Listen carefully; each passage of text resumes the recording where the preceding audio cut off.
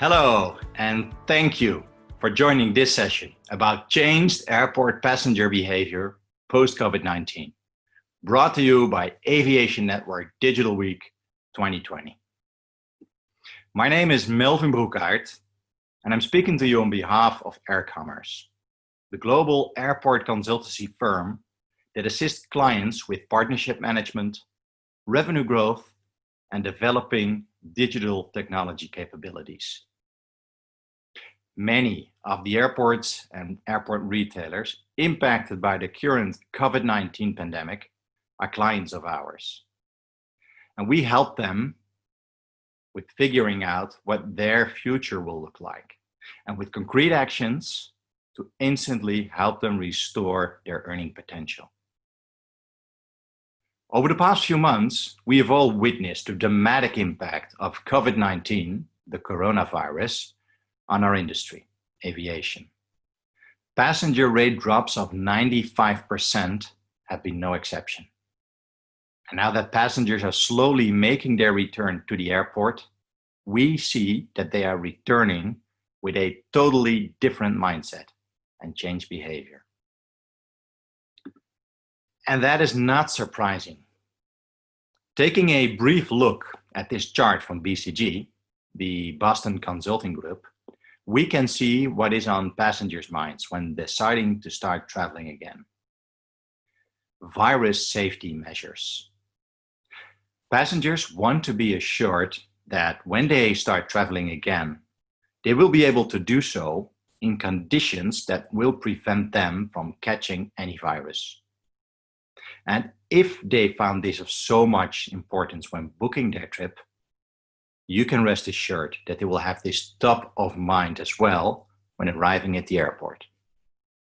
Passengers will be looking for ways to navigate through the airport touch-free and without being too close to unknown others. They will be wearing masks, or if they are not already, they will be looking to obtain a mask. So, as an airport, make sure you have facilities available to distribute masks to your passengers. Touch-free. Think of vending machines, for example.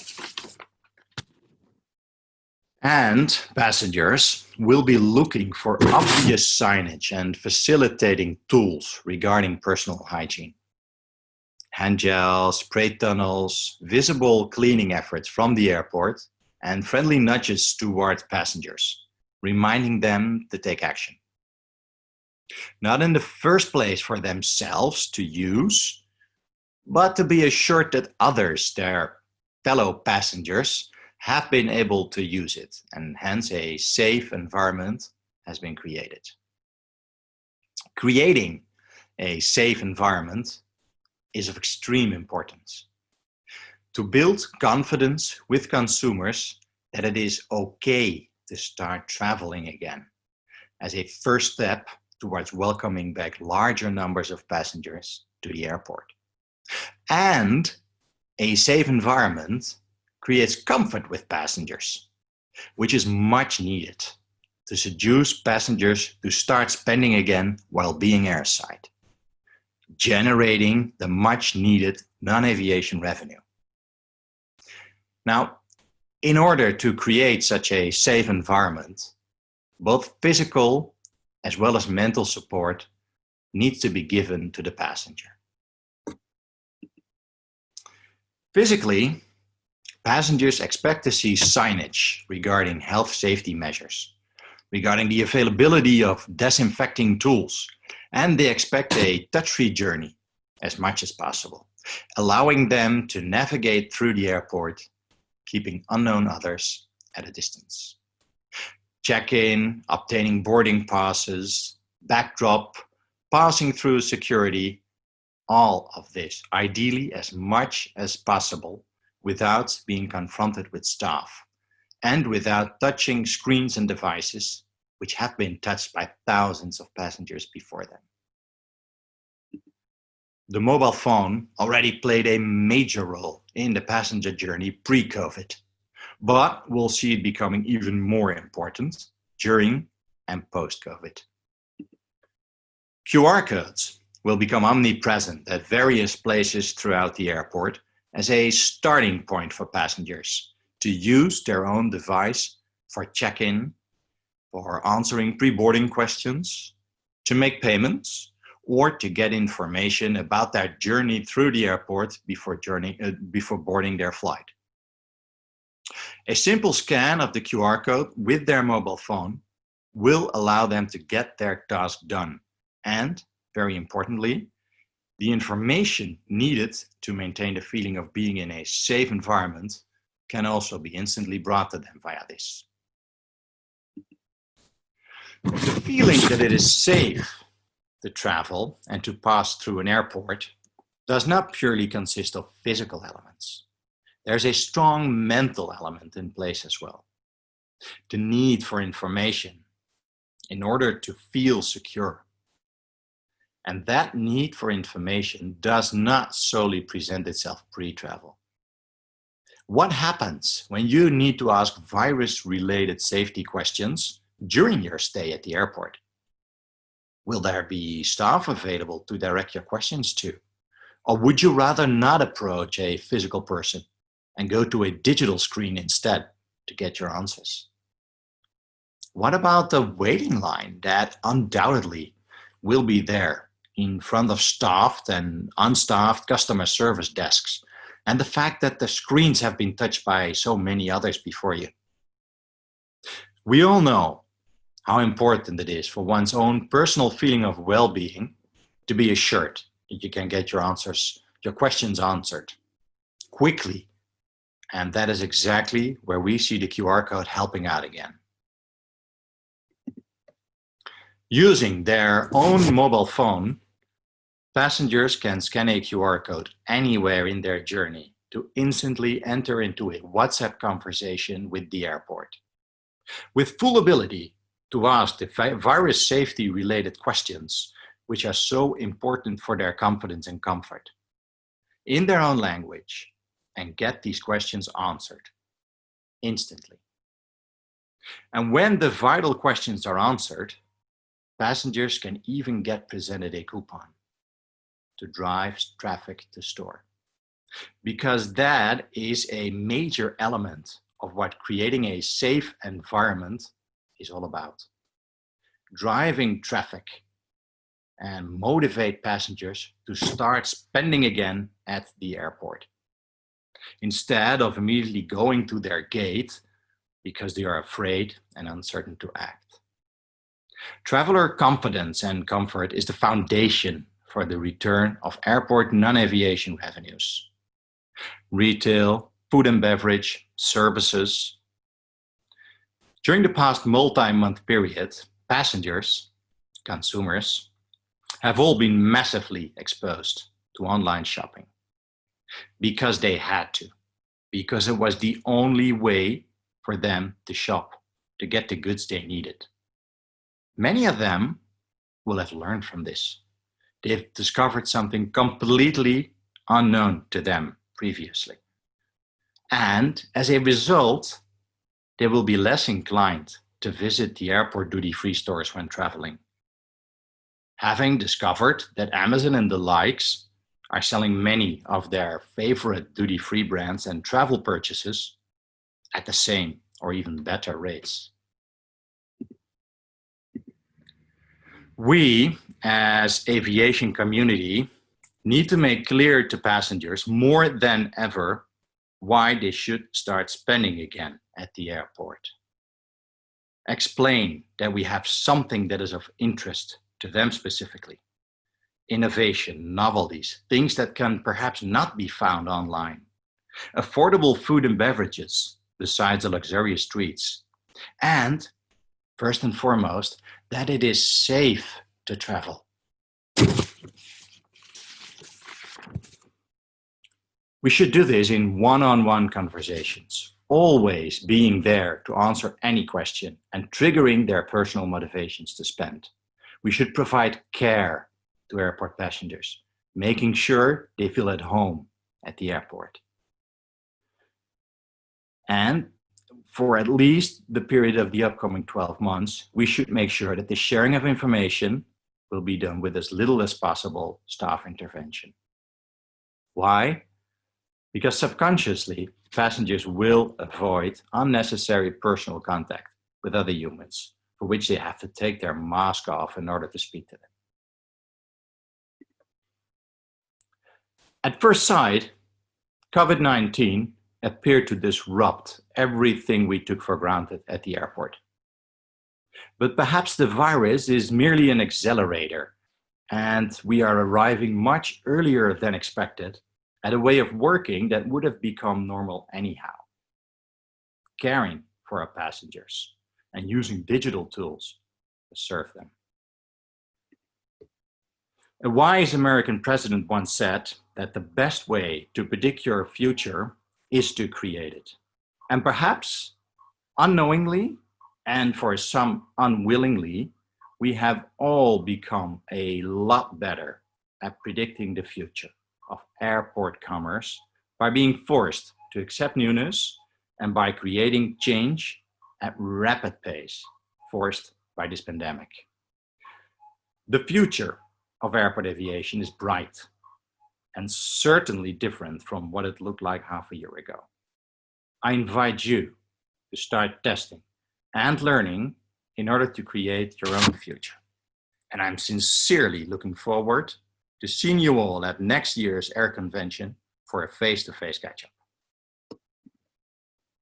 Thank you for attending this session, and do feel free to reach out to me for any support you might possibly need in order to create the future of yourself and the company you work for. Simply scan the QR code or drop me an email, and I'll get back to you as soon as possible. Take care.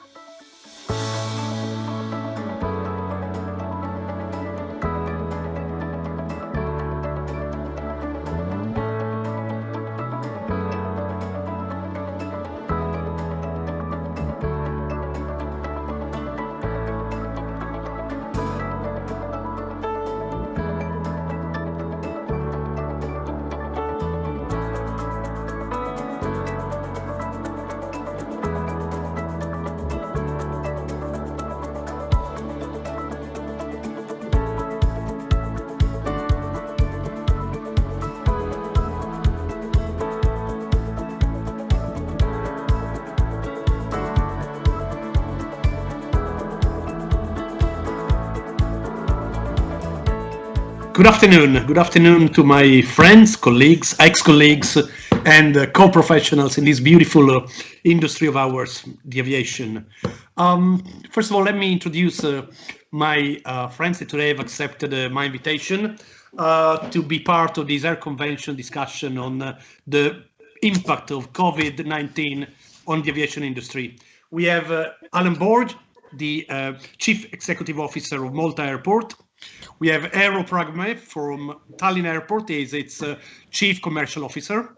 We have Javier Gandara, the Country Director for EasyJet for Portugal, Spain, and Netherlands. We have Andrea Giuricin from the University Bicocca of Milan. He's also the CEO of TRA Consulting and visiting professor of probably 3/4 of the world university, super expert on the transport and regulations. We have Jaap Hoekstra, the CEO of Kilpatrick Aviation, a niche consultancy, a very interesting organization that I will probably introduce a bit more in depth later on. This is probably the 150 or 200 webinar on the crisis in aviation industry. I just want to make this very interactive, first because we are friends before being co-workers and colleagues. So let's imagine to be in a bar with plenty of alcohol to forget these hard times. But in any case, also maintain a certain professional standard. So once upon a time, there was a golden realm full of people happy and working together. That realm was called aviation. Then all of a sudden, 11th of March, World Health Organization has declared a new pandemic in the world, the COVID-19. Now let's focus for a moment on aviation. Aviation industry is said to support $2.7 trillion industry, basically the 3.6% of the world gross domestic product. In other words, if aviation were a country, aviation would be the 20th country in the world in terms of GDP size. You just think about it. A typical primary hub airport, London Heathrow, Charles de Gaulle, Amsterdam, employs circa 40,000 people each. And that's without counting the induct or the induced kind of workforce. A nice guy, Harvard University professor of economy, Kenneth Rogoff, said, until there is a better sense of when and how the COVID-19 crisis will be resolved, economists cannot even begin to predict the end of the recession. It's a strong statement, it's a warning statement, but I think very true. And in the meantime, the average family man with people to feed and perhaps, hopefully, a job, won't fly. It won't fly primarily because, to mention another university professor, Fabio Sdogatti of Polytechnic of Milan, this crisis has triggered a negative demand shock, which is when a sudden event decreases demands for goods or services. That was the introduction, a bit on a pessimistic side, but try to be as neutral as I could be. And let's do a step back now. Let's take a look again at that golden realm of aviation. And I'd like for Andrea to show the first 2 or 3 slides that he has prepared on a picture of aviation just before COVID-19. Thank you, Enzo. Thank you all. It's a pleasure to be here. And I will try to share my presentation because in my presentation there's some element that I hope that could help to understand where we are before the start of the COVID-19, as Enzo told very well. So this is a little bit the point, and is how to think and how to change very quickly the world. Of course. I'm trying to share my presentation, and of course, the element that I underline is that the company before starting the now I can share. Sorry for that. It was quite long, but here we are. Great. I call that Hurricane COVID-19, short and long-term impact on air transport. Of course, we have more slides, but I want to start not with my presentation, but I want to show a little bit some numbers about the last years. And the last years, airlines, if we check on the airlines, we saw that the EBIT margin of the airlines, or the earning before interest and tax margin in 2019 was quite good. There was some exception, for example, Airwings, that have some problem also because they were merged together with some assets of Air Berlin, as you know very well. And at the same time, there was some estimation about Alitalia, because Alitalia, you know, that was losing more than €500 million last year. But what we saw in general, that the company have a positive margin from 16% to other company around 5%, like Lufthansa Group, Air France-KLM Group, like 4.2. But many of these airlines have a very positive EBIT margin. So airlines until last year was going quite well. And the other elements that we have to take in consideration, it was a world that more and more was going to the consolidation, to the merger, and also was 5 big groups that were growing in terms of million of passengers, and one was Ryanair, the second was Lufthansa Group, IAG of course was growing also thanks to the merger. We know that also Air Europa was going inside the group. Then we have Air France-KLM and EasyJet. So this is the big 5 right now in the airline industry in Europe, and the market is more and more concentrated. And this element is very, very important because we are concentrated, but not yet at the same level of US, for example. Just an example from this graph. On the left side, you can see the top 5 airlines that have around 50% of the total market, and the EBIT in general, the average for the market in Europe was around 6%.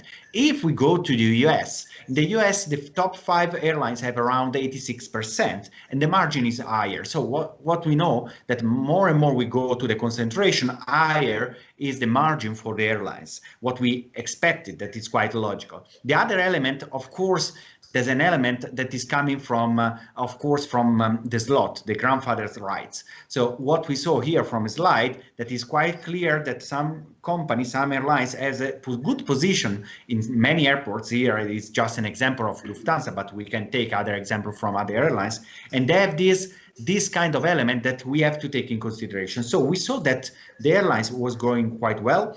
In US, the margin was higher than in Europe. We know about some position of dominance in some hub of some airlines, but at the same time it was a quite competitive market, quite positive in terms of margin market, that from this point we started in 2019, and we arrived in 2020 with an impact of COVID-19 that I think that we can discuss.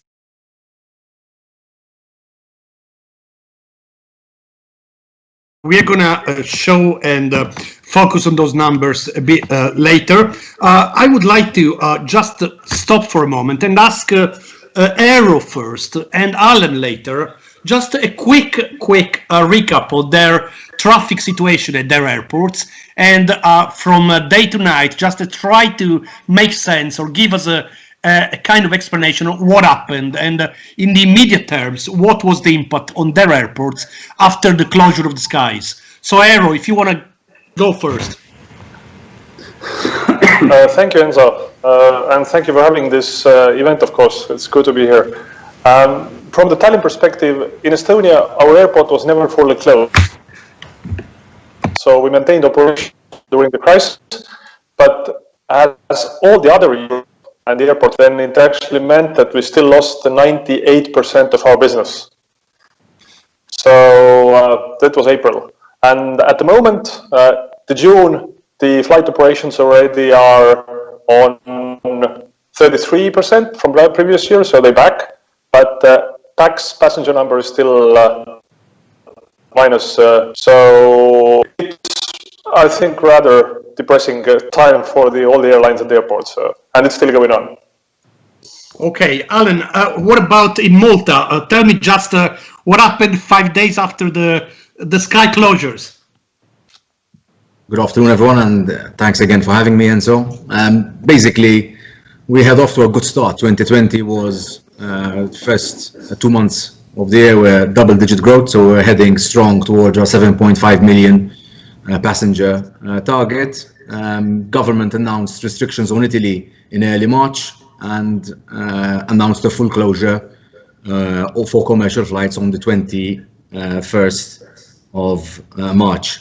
April for us was 2,300 passengers, which basically equates to 1 hour of traffic in an average summer month. And May was 3,000 passengers, so it was a big blow. I think that the added part for Malta, being the smallest island state in the European Union, is that tourism equates to 30% of our GDP, and therefore not only the airport was affected, but by far and large all the hospitality and tourism related activities were brought to a halt.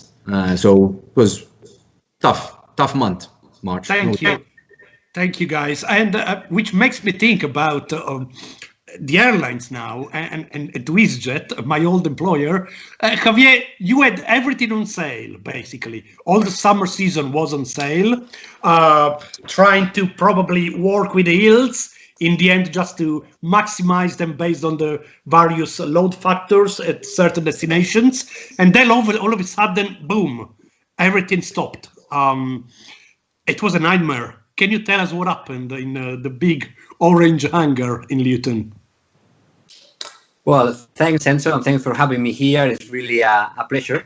So I guess this is just a proof that Murphy's Law works, because if there would be the worst moment where a crisis like this could happen is when it happened, and it was just at the beginning of the summer season, which, as we all know, is when we make all the profits that compensate for the winter losses. No, so in our case, we started with Italy. With more or less beginning of March, we completely stopped all flying. Then Spain, mid-March, we stopped all flying, and then at the end of March, on the 30th of March, we grounded the complete fleet.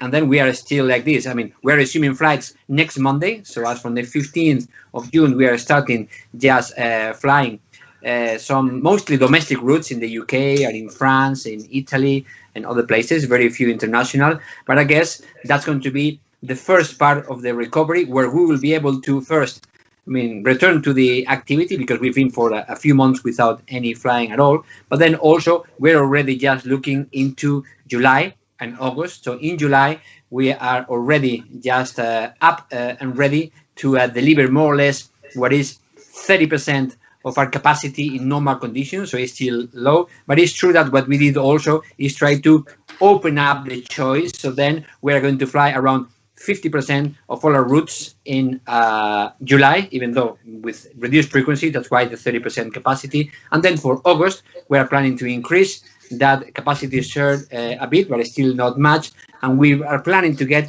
to at least 75% of our routes operated. No, so pretty much it's a slow recovery. The critical point right now for us is really to safely return to the activity, and that includes both, of course, operational safety, but also what is now called biosecurity, and that's really important, with all the different mitigations in place from all the different actors.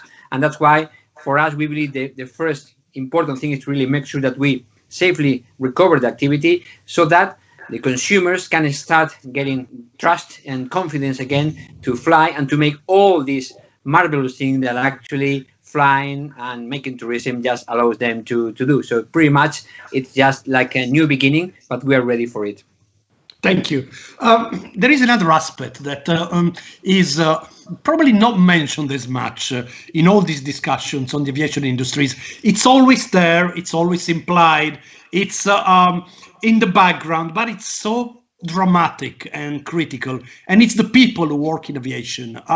We have probably a good million of persons now in furlough program all over the world. We have hundreds of thousands made redundant.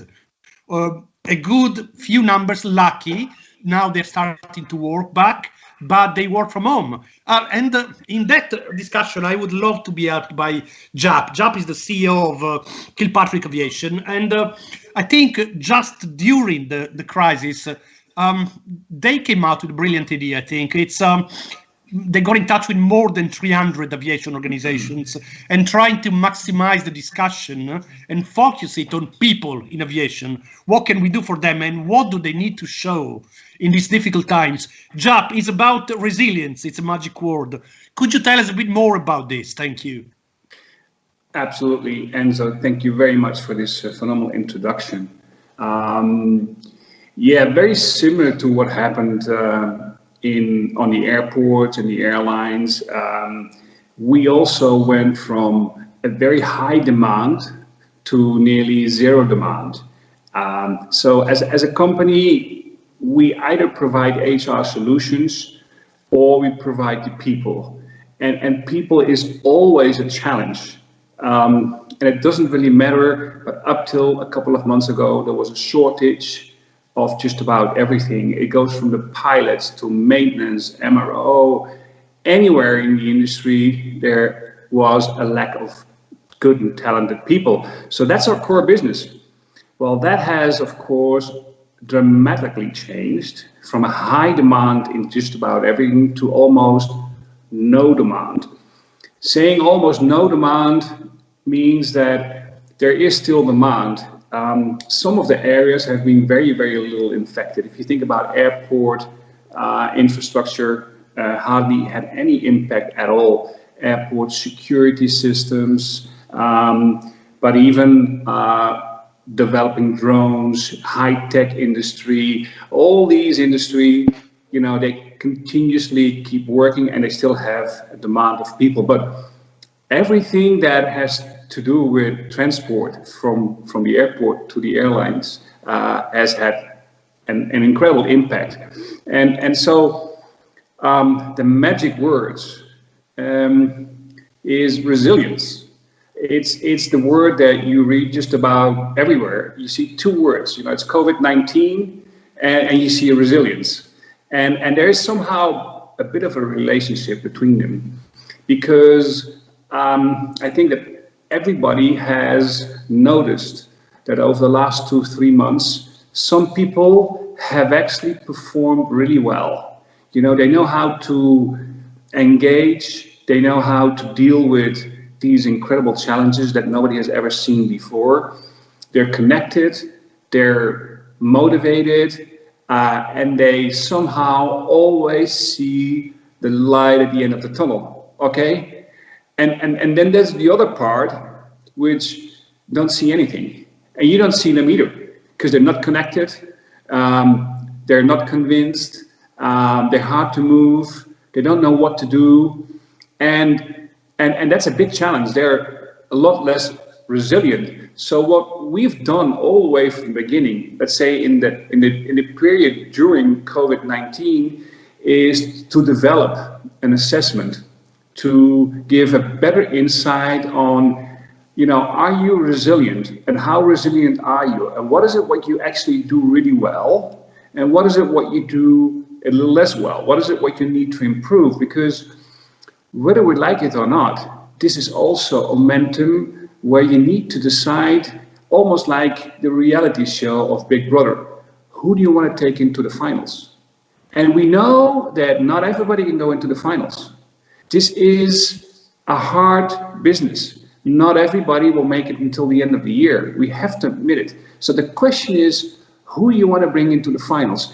And if I look at my own company, we employ roughly about 100 people spread out over 18 countries.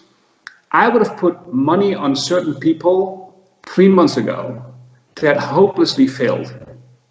But I also have to say that I have to reconsider some people that have just really done marvelously well. So what we've done, and with that I conclude, is we have started to implement an assessment, a digital resilience assessment in the airline industry to understand how am I doing, how is my team doing, and how do we actually compare to some of the other players in the market. So airlines amongst airlines, airports among airports, suppliers amongst suppliers. And the results are interesting, and it gives you a bit of a guideline how to move, you know, to the next phase of COVID-19. Thank you, Jap. And we get to the next phase. Let me just, because now we are getting into we have done the history of aviation. It was all going so well. We have done the day after. Let's look a bit at the sentiment, the current situation. Alan, can you tell us a bit more about how it's going to look like this summer? Things are recovering. A lot of airlines have reopened, or they will reopen activities and operations in the next 15 days. What is your assessment of the short term, let's say with a wider span up to 2021 included? How do you see the traffic recovering? So the immediate term, in terms of government has announced that commercial traffic to our safe corridors can resume as from the 1st of July. So we know the areas which are considered safe, and we have schedule whereby we're connecting to some of these destinations. So it is a relatively slow start. I mean, basically, we're talking about opening to the German market, to the Austrian market, to Czech Republic, Hungary. That's it really. So we have 6 airlines that will operate as from the 1st of July, predominantly dominated by Air Malta and Malta Stroke Ryanair, given they have aircrafts based on the ground here in Malta.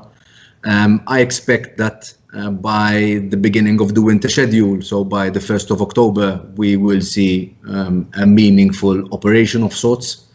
2021 on the books still seems limited.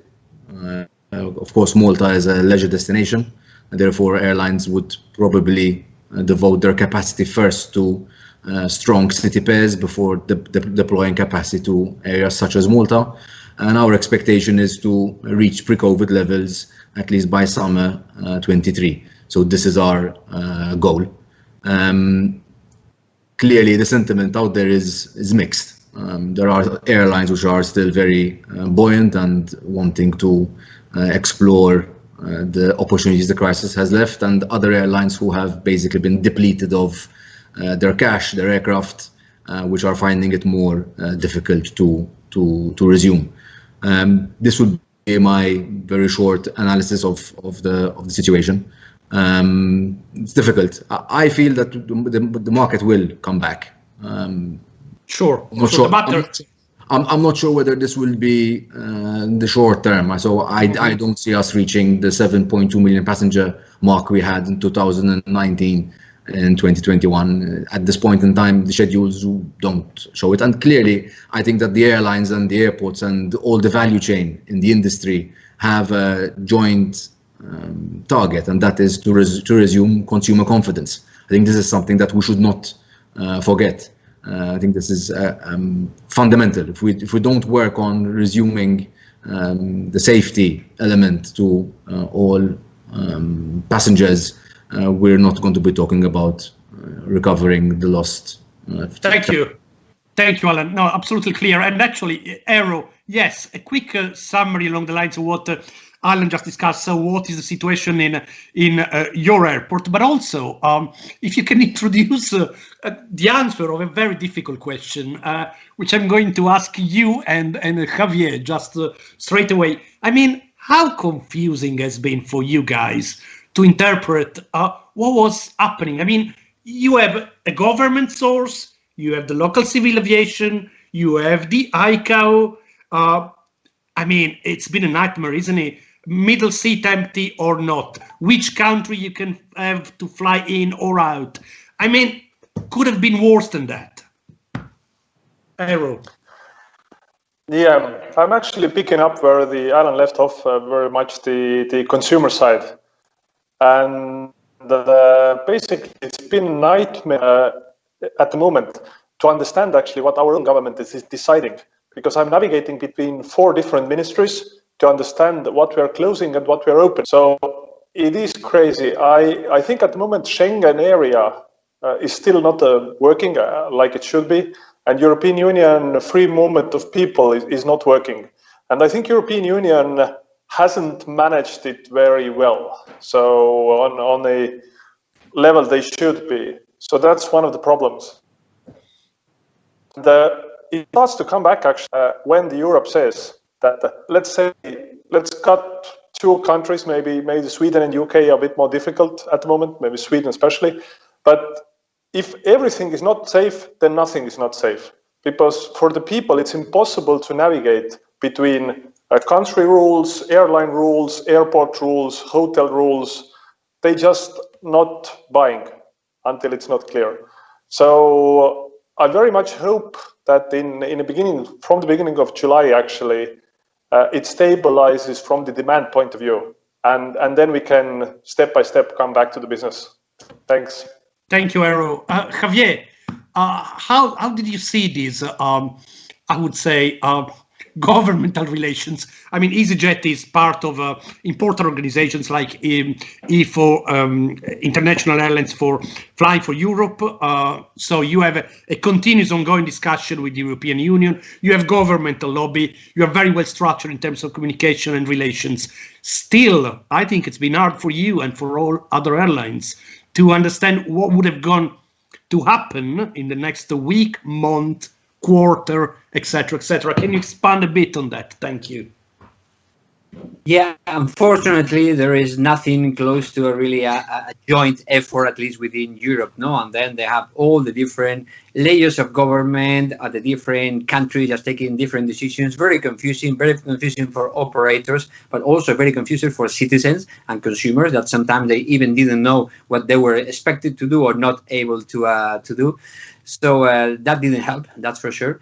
In our case, it is true that because we completely grounded our fleet, no, since 30th of March, as mentioned before, and then until the 15th of June, we are not resuming. It's true that it didn't impact us that much, but in our view, what it was really not helping is all the different conflicted messages being given by some governments, no? Because, I mean, take the UK quarantine, 14 days quarantine when people return to, even if they would be saying that, no, don't worry, this will be over in a couple of weeks' time, well, the people does not know if that's going to be the case or not. So when making the plans for July and August, they are just, oh, what would happen? I better stay in the UK, for example. Well, here in Spain, we also got a 14-day quarantine, and even though the government say no, but don't worry, as from the 1st of July, Spain will be over. Well, but it's not the case. So still, I think expectations are really important, and then statements from the different governments are really just driving some of those expectations. So it didn't help. So we've been asking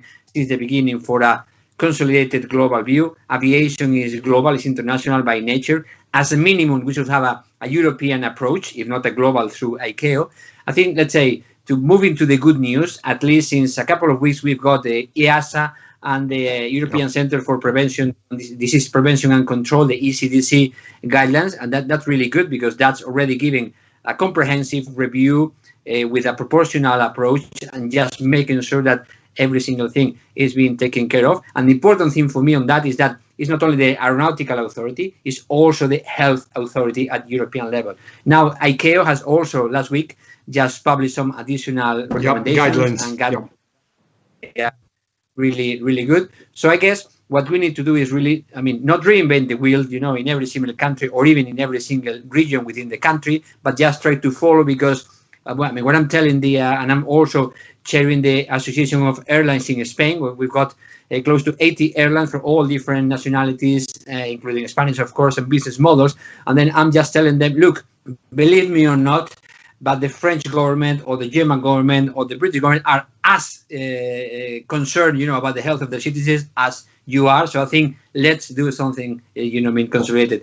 And then lastly, and then it was mentioned also before, regarding this concept of public health corridors, no, which also is important, which it is true. The pandemic is not going at the same rhythm in the different countries, but also within the country.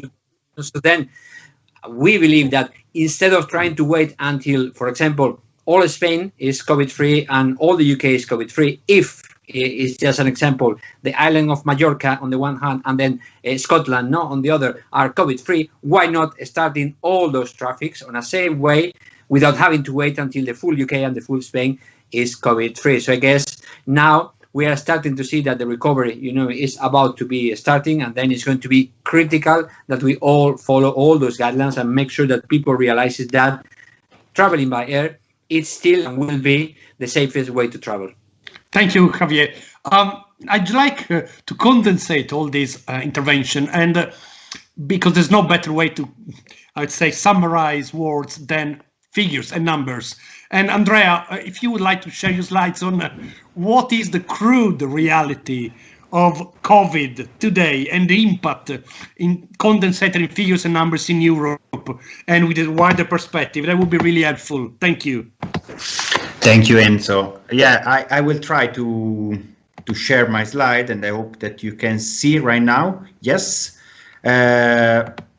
So what we told about the COVID-19 impact is quite strong. But first of all, let me tell that the impact is not exactly the same all around the world. So of course, here we have many European players. Inside Europe, we saw that there will be different impact of COVID-19. We know that Greece, Spain, and Italy will be particularly affected by that. But if we check at the real world and the global world, and if we compare the GDP, the global domestic product in 2021 versus the global domestic product in 2018, so the year before, it's very interesting that the world is completely different. We are speaking about the European area or the Euro area, where we will have a GDP that is 2 points lower than in 2018. In Japan, we are similar situation, but in US we have already a small increase, 0.8. But if we go to Asia, and especially ASEAN 5, the country like Thailand, like Philippines or Indonesia and Vietnam, so we have 12 points more in 2021 versus 2018. And in China will be 17 points more than in 2018. So first of all, the impact of the COVID-19 is not equal between the different geographical zones. So it's very important element to take in consideration. Also in Europe, it's something like that. Spain, Greece, and Italy will be more affected. The second element that is the I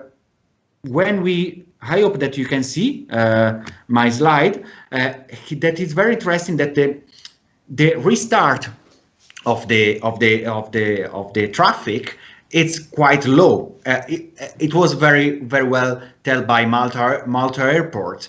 Probably in 2023 we will see the same level. If we check also in China that they have solved the problem in terms that they don't have, in theory, what we know, they don't have any new cases of COVID-19. The traffic is still 40% lower right now than before the crisis. So before, in reality, before the crisis. So this is very interesting element that we have to take in consideration, because the restart is very slow. We have a slow recovery. It's was told very well by all the stakeholders here.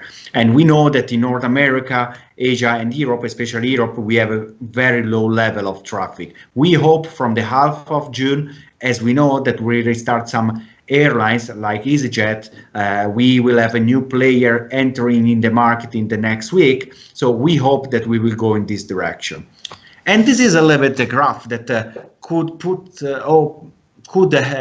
raise some question mark. This is a little bit provocative, because I know that the market capitalization is something that is that is also linked to the moment. And I took the market capitalization the 5th of May. I went on the stock market and I check. Okay, let's check.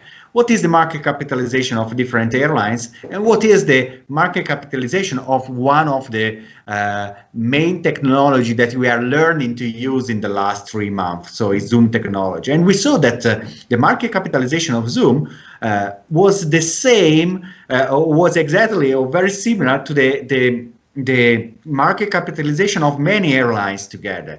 Here it was the capitalization of IAG, Lufthansa, Air France-KLM, EasyJet, Delta, American Airlines, United all together had the same capitalization of Zoom. So of course it was a picture at that moment, and of course it's just a provocative picture, but it is very interesting to understand that the risk for the sector are very high. The recovery for the sector is not easy, and it will be very long. So the market capitalization helped to tell something about that. So I left my last part about the economic measure to a second part. So I will not continue on sharing on that, and I think with Enzo we will speak later about economic measure and so on that was taken by different governments. Absolutely, thank you, Andrea. And something else quite interesting. Back to the organization, Jaap. What do you really see happening? What are the organizations doing to get out of this impasse? And what could be the measures to be taken on board? Well, you used the word sentiment before, which I think is key. So, when you ground a plane for a number of months, everybody understands that you have to do a very specific maintenance before you can safely use the plane. But what about if you ground people for a couple of months? You can just jumpstart them and they go back to work. Well, it's not going to happen. So what is really happening is that we need to understand what are we going to do with the people. So it's very important to run what we would call an internal sentiment analysis. Understand how people feel by coming back. How will they come back? A lot of people were very negative towards smart working, but now that they have been forced to do smart working, a lot of the people say, you know what, not that bad. And many of them will say, you know what, I want to do smart working, 2-3 days a week. So you got to run an internal sentiment analysis to make sure that you know what you people actually really want and what kind of support you are going to need and how you're going to change your organization as well. Then what is also very important is and this is what clients ask us, they really want to have also this external sentiment analysis. So I'm reviewing my own strategy, but what are my competitors doing? What they are doing? Do they have a secret recipe that I'm not aware of? We tend to go left, but what about my competition? Which direction do you want to go to?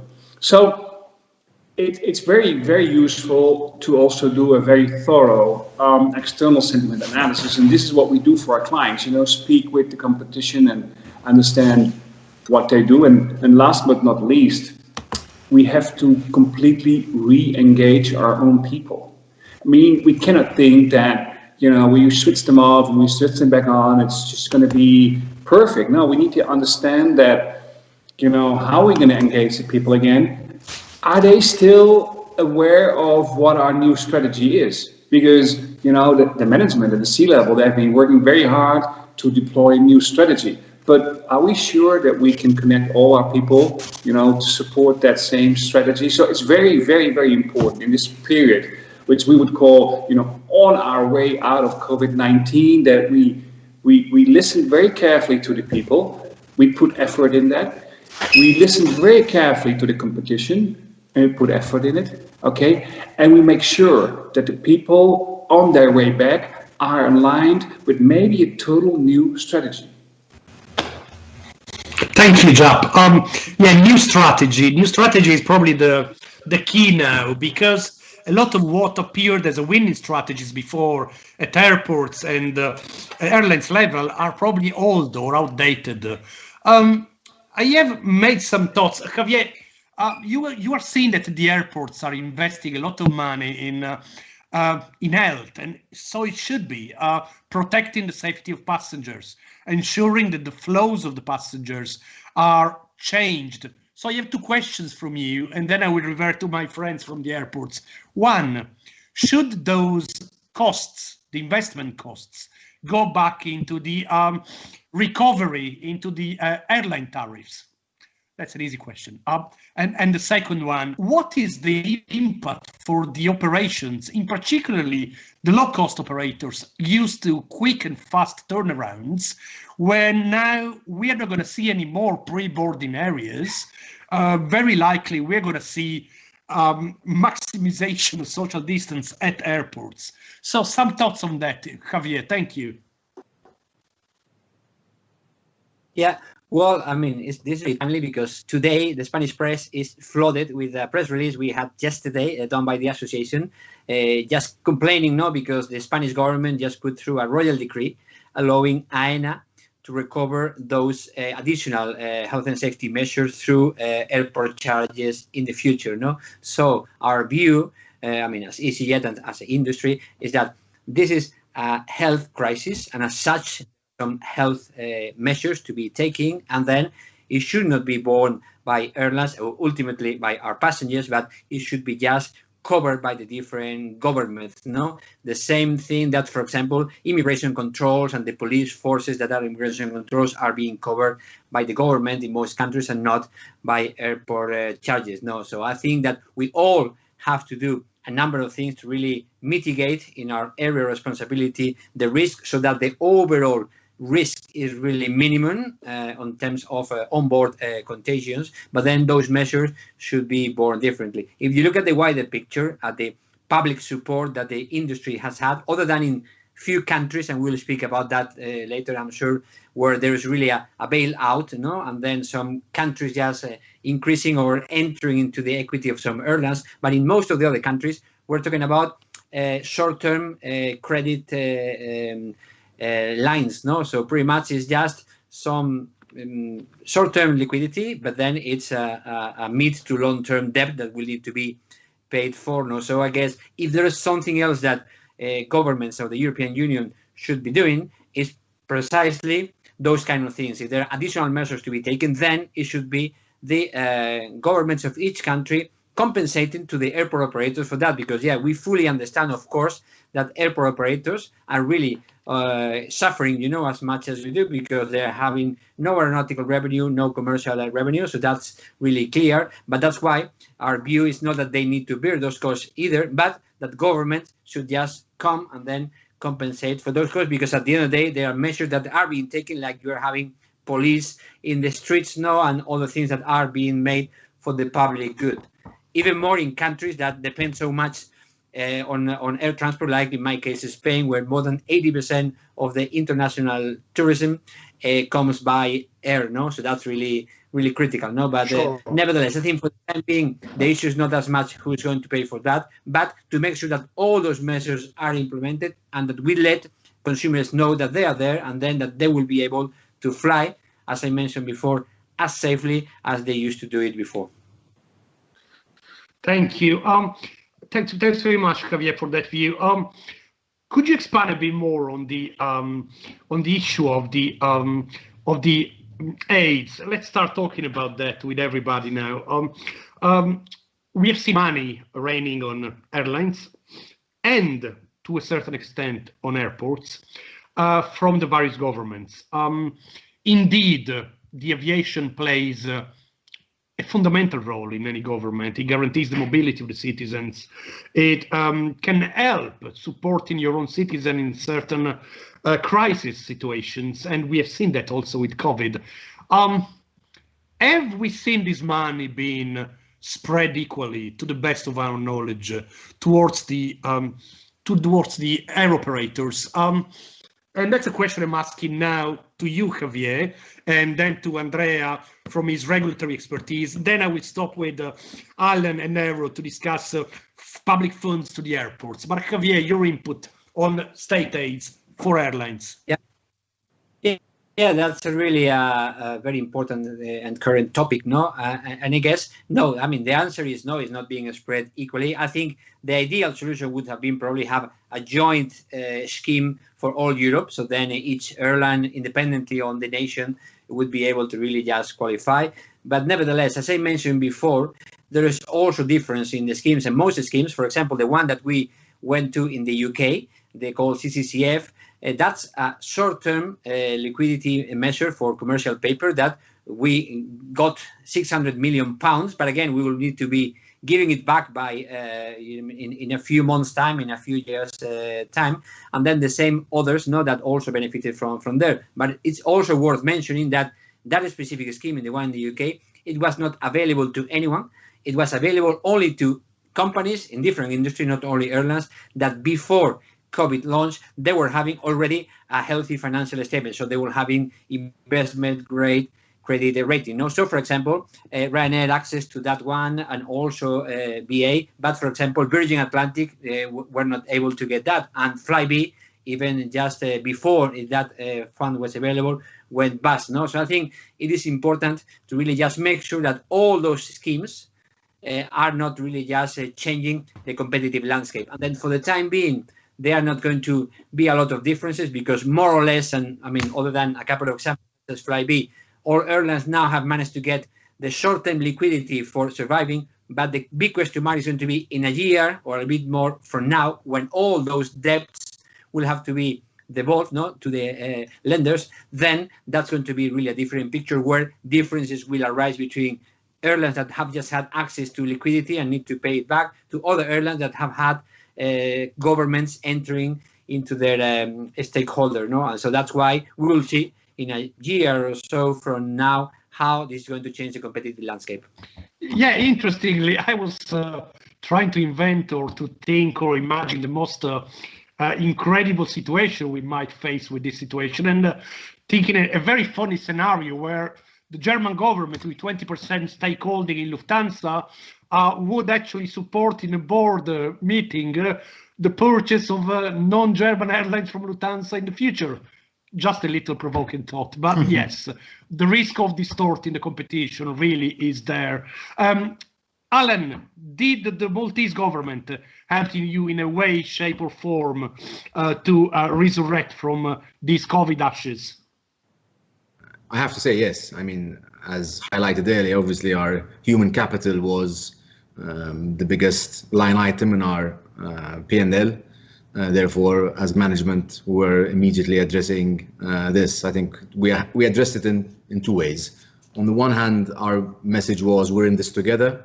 In fact, the board, including myself, took a pay cut of 30%, voluntary pay cut. Management offered 25%, and we asked for staff to reduce their salaries by 20%. And I have to say the support was overwhelming. On the other hand, government did support us with a wage supplement of €800 per full-time employee, which meant that we managed to safeguard our staff costs significantly.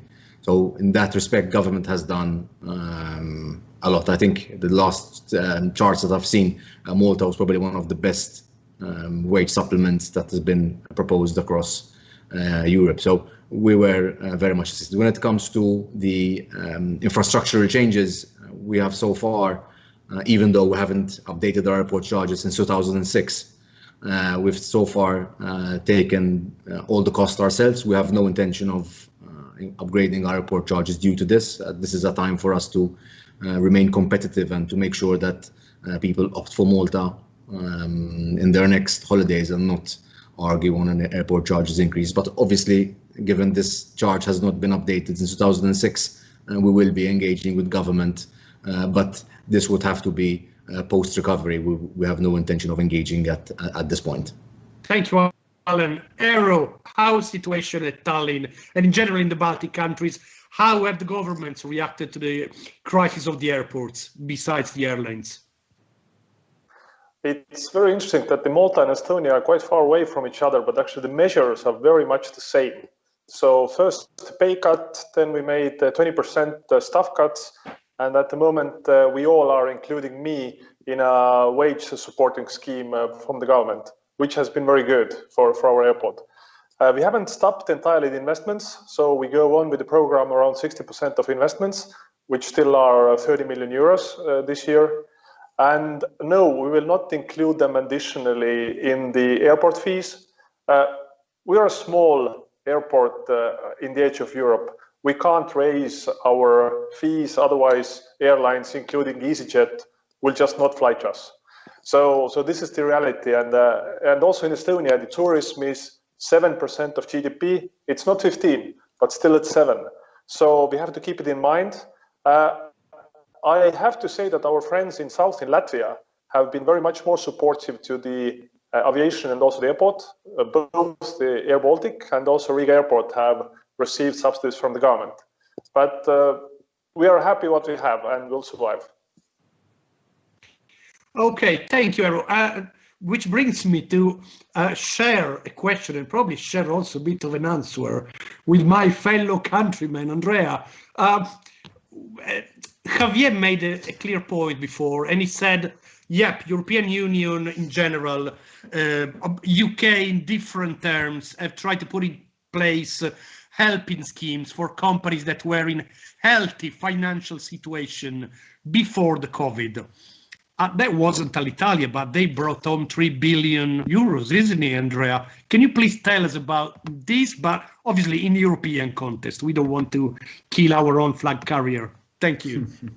Of course. We don't speak about a specific case, even if I speak a lot about that and I write a lot about that. So I go to the last part of the presentation to help myself and to help also our audience to understand a little bit better. So this economic measure that was taken all around Europe, it's very interesting because of course in Europe we have a direct financial contribution, especially for airlines. We know very well. We have in some cases some decrease of some taxes, but it's very few cases. And in general, as was told very well by EasyJet, we have also guarantee loans.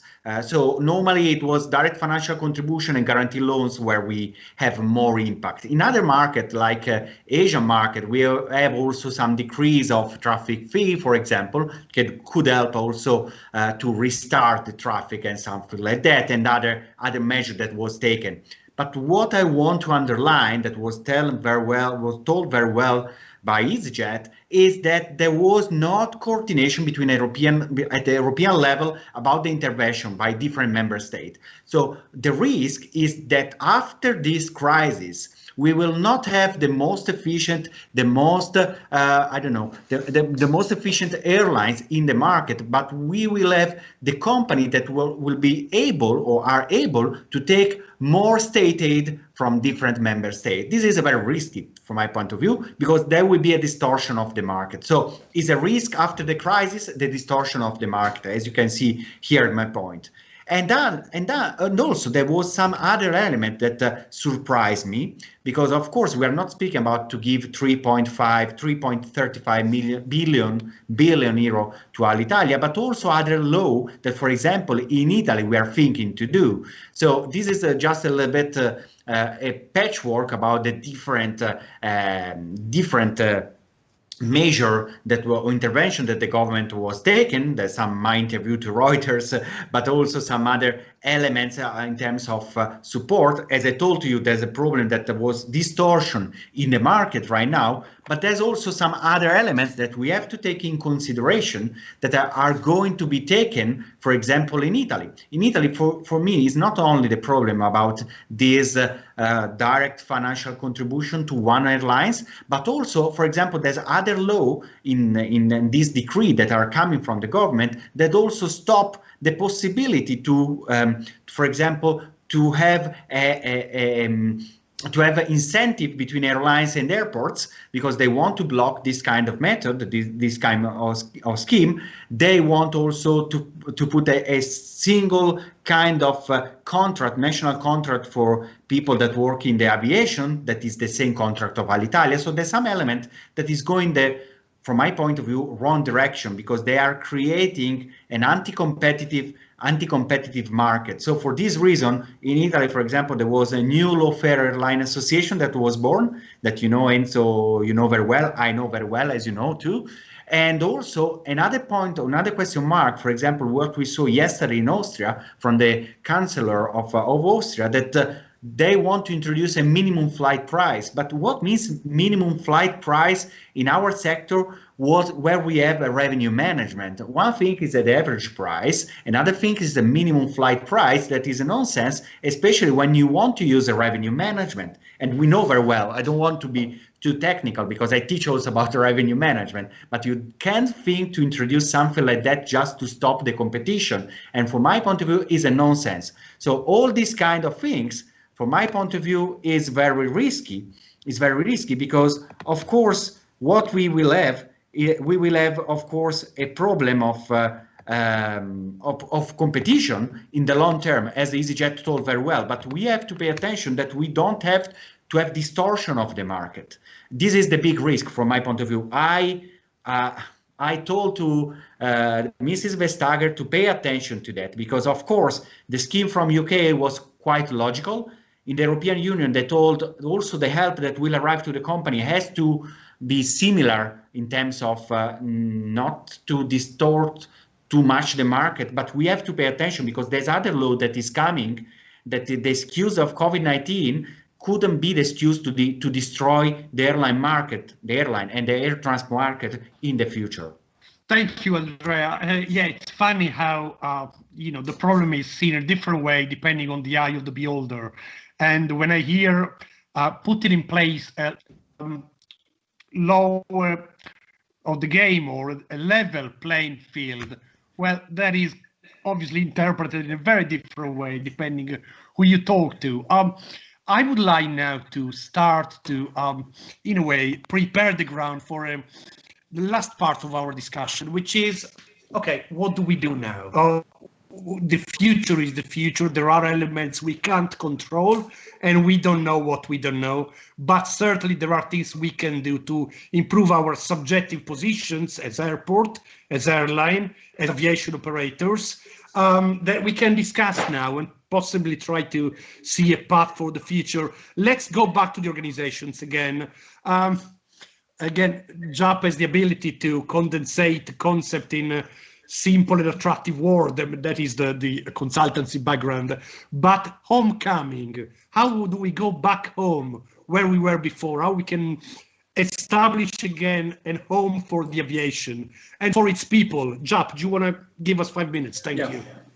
Yeah, it's funny because Andrea just said before, we're not all being treated equally. So some get help, some people do not get help. Question is, what is going to make your organization better? Is it money or is it people? Because, money at the end is a commodity. And if you don't know how to use it, then you end up like some of the companies we've just mentioned before. So it's probably about people.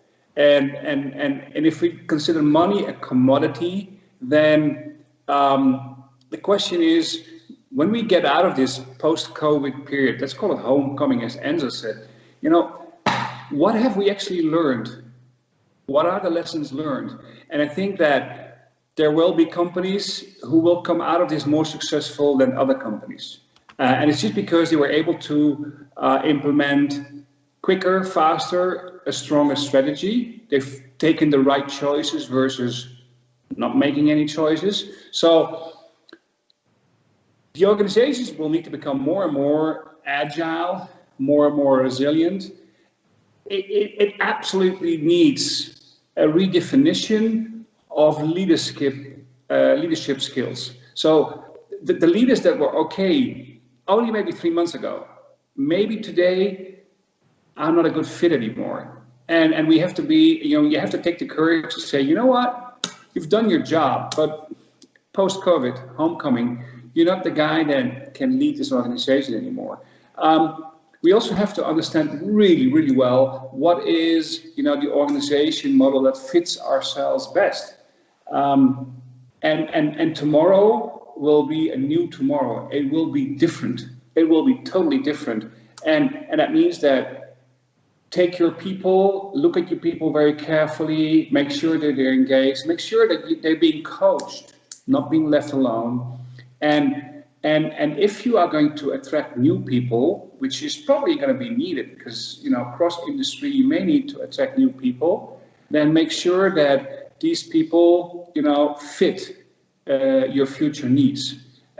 So rethink of how you hire people, rethink of how you train people, rethink of how you engage people, because again, with due respect, money is helping, but it's a commodity.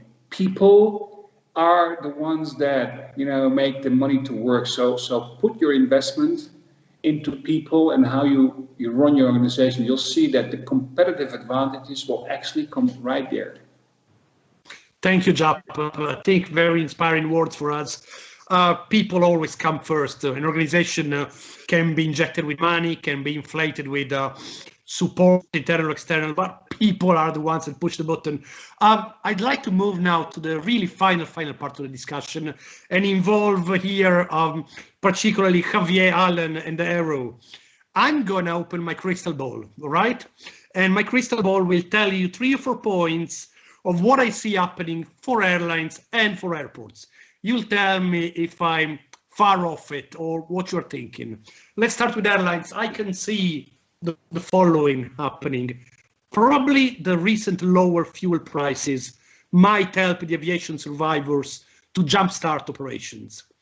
I can also see small regional airlines, less resilient and who knows, perhaps working in niche markets supported by PSO frames, disappearing or being absorbed by bigger fishes as feeding operators. I believe, and I fear anyway, that a good number of aircrafts will be returned to the lessors with a consequent AC overcapacity in the short terms. I can see networks changing a lot. I can see the networks of the future connecting mainly hubs and primary airports. They will be operated by strong, healthy legacy carriers, probably with the stronger and far-reaching alliance scheme and new code sharing structures. Long-haul, low-cost model. I think this will be reduced to the bone in the next 2 to 3 years, possibly even suspended for a while. I believe the only strongest routes will survive. And low-cost carriers, very close to my heart, the model will survive and will be strong. I think they will still be able to intercept the demand on the point-to-point, but at terrifying, much lower fares in the immediate period, a price war. And Michael O'Leary told us a lot about that. Is he right? I think this will leave many casualties along the way, and I wouldn't be surprised to witness the survival of 4 to 5 significant actors in Europe. Ryanair, EasyJet, Wizz Air, Vueling and Volotea, maybe. Javier, some thoughts on this? You mentioned basically everything, no? So some thoughts on which part of your speech. No, well, I don't have a crystal ball, but I do know is that normally in times of crisis, and this is an unprecedented crisis, the stronger players get even more strong, no? And that's what I think it will happen here, no? It's funny because, I mean, as you know, I wrote a book about the low-cost model called Revolution in Disguise. I've been forced, I mean, I'm doing the English version, but then before editing, I was publishing, I was just forced to just add a new chapter, no? And I'm still writing it. It's called Aviation and COVID-19. And then the subtitle is The End of the Low-Cost Model with a question mark, no? And then, well, without really again, no? But pretty much, I do not believe that this is the end of the low-cost model. I think the low-cost model will again adapt, no, to the new circumstances. And I think if the model has something is that really show its resilience, no, and ability to really adapt. It is true though that, I mean, if you look at the short and medium haul, it's really, and in Europe it's clearly, it's very difficult to differentiate any longer what is a low-cost carrier and what's a network carrier, because on the short and medium haul, we just all went into a hybrid model with low-cost airlines just taking some features of the network carriers and the other around. And that's why, in fact, I see a different possible trend, which would be one of more collaboration between the long-haul network carriers and low-cost carriers, because everything is saying that it's possible that the long haul is going to suffer or is going to take longer to recover.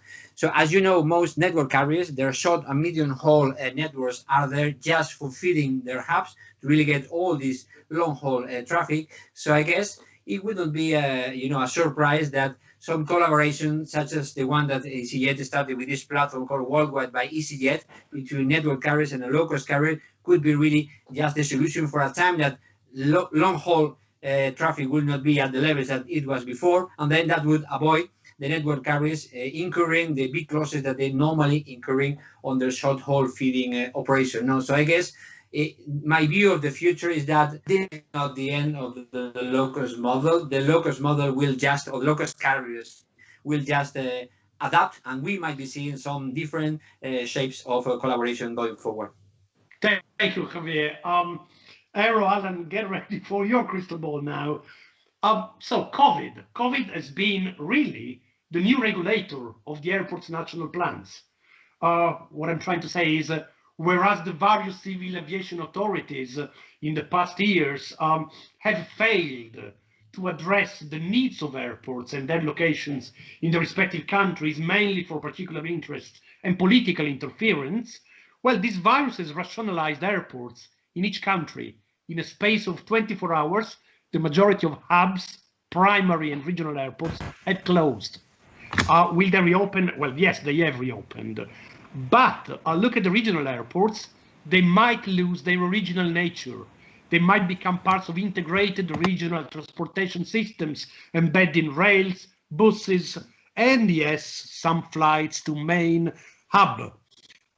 There will be more scope or risk for airports to be influenced by public bodies with the national mission to revive tourism, productivity, local industry. So I can well see some wealthy infrastructure or private infrastructure management funds to try and retrench in other sectors, selling stakes or the stakes they have at those airports.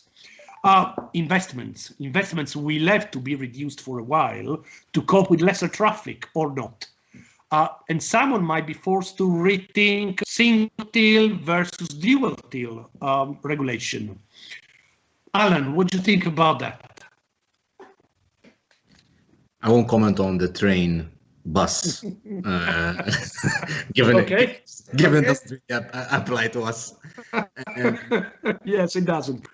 I think that I would agree on the consolidation on the airline. So I feel that for airports our size, it's going to be difficult for us to manage our market mix.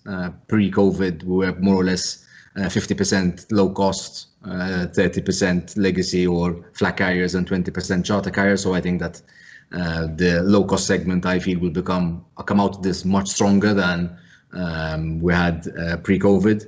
I feel that there will be a price war in the short term, but in the medium term, I feel that prices will go up. So the price war is there to kickstart the industry. In the longer term, everybody wants the EBIT margins that they had pre, if not better than what they had pre. With regards to airports per se, I would say, yes, you could see larger airports taking over smaller airports, particularly in this time. But generally speaking, I wouldn't see any particular changes with regards to our airport per se. I think that the fundamental role for us is to keep improving our customer satisfaction scores. I think that together with the safety element being quite strong, we need to, particularly us for Malta, being the first and the last impression of the Maltese Islands, we need to make sure now more than ever to make Malta proud in these times. We also need to keep pushing the sustainability part. I think we did not forget the news items that we had pre-COVID on the airline or the aviation industry getting such a flack on the sustainability part. I think that we need to take this time to improve on this. And I think that this is a time where airports and airlines and all the value chain need to come together and communicate better. I think there's no better time for the industry to communicate than when we're basically at a halt and everybody feels what it's like to be without a quick flight to Rome or Zurich or London. So I think this is a unique opportunity we did not let pass. This is basically my assessment, Enzo. Thank you, Alan. Thank you. Aero, just to complete, please, a quick counterpoint to the crystal ball I've opened for the airports. How do you see the situation? Quickly, please. Yes, on the airport side, we know that a lot of private money has gone into the airport during the last 20 years, and it's a long money, pension fund, so it will not de-invest quickly. So probably it will stay there and wait for the new growth. I like very much the idea that airports become more of connectivity drivers than the business places, or just to get the fast money out. So I think it's very important that the airport's role will be connectivity, not the money making. And I like it very much. I'm doing this one. And what concerns the passenger, actually, yeah, coming back to the beginning, safety, very important. But people want to get to the old times. So I think that the aviation will be good and safe again when we don't have to follow the 2+2 rules or disinfect every corner or because traveling doesn't pick up until this happens. So the governments have to fight the virus, and then the aviation can go back to normal step by step again. So it's more like this way.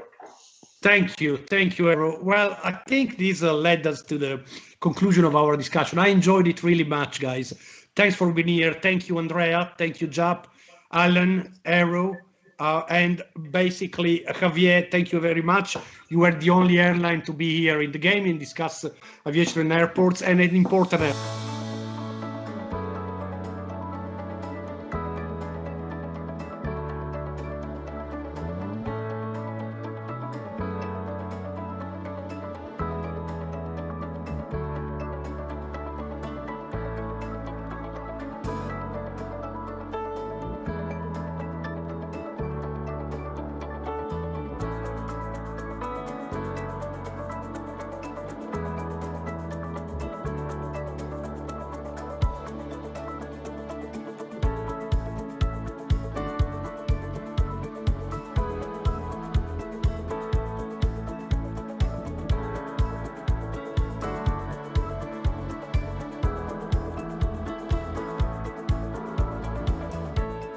Welcome to Air Convention and the Digital Week event. And today we're going to have a discussions with airline professionals from all over the world related to, of course, the restart of the COVID-19 and, of course, the safety challenges that we are facing related to the opening or the slow opening and building up the business after the COVID-19.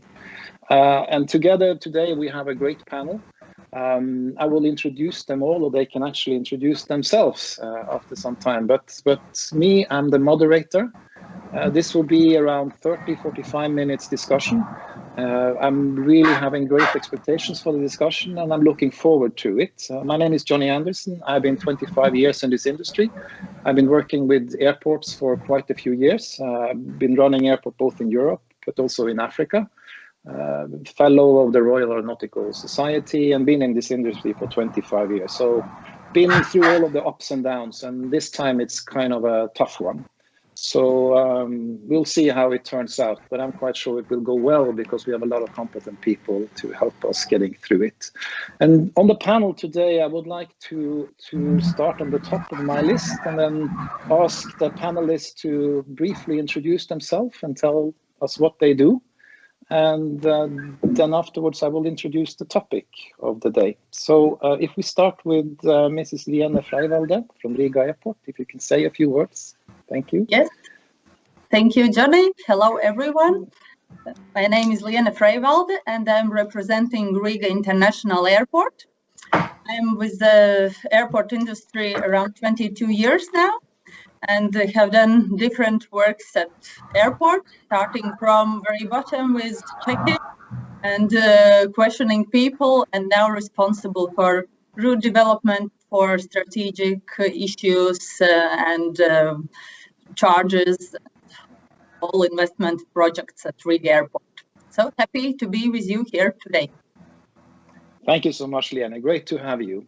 Daniel, Mr. Daniel Bircher from Zurich Airport International Asia. I expect you're all the way in Kuala Lumpur today.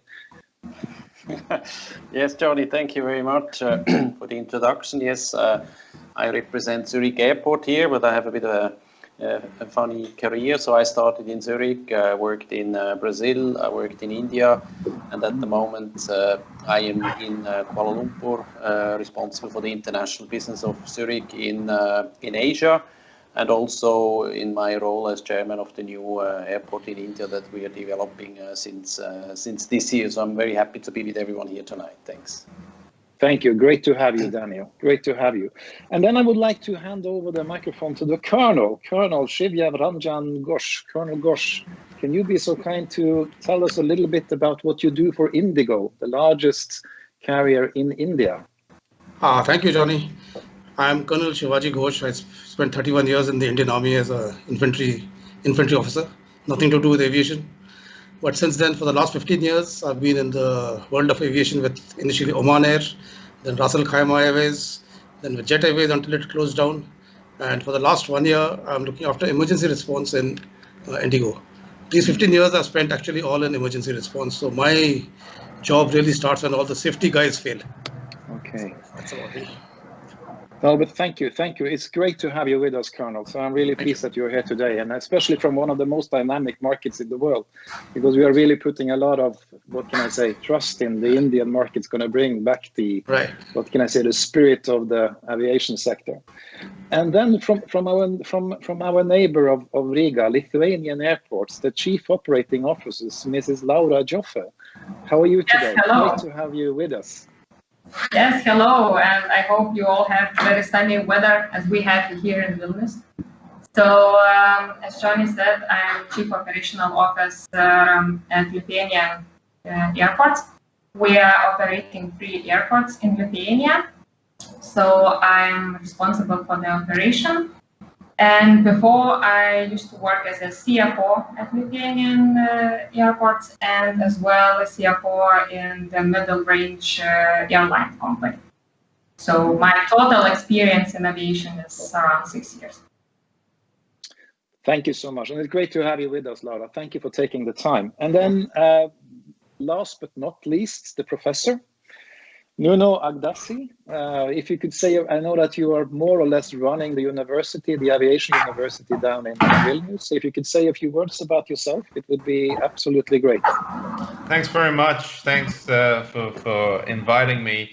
I have 20 plus years in aviation safety. I've implemented safety management systems at manufacturers, at operators, continue actually working with EASA as well.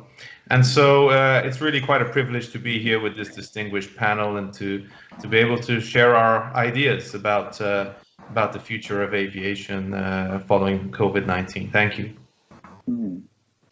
Thank you so much. And then I hope I haven't forgotten anyone. I believe everybody's now accounted for. And the topic for today is, of course, as we have mentioned earlier, the COVID-19 and what can I say, have to restart.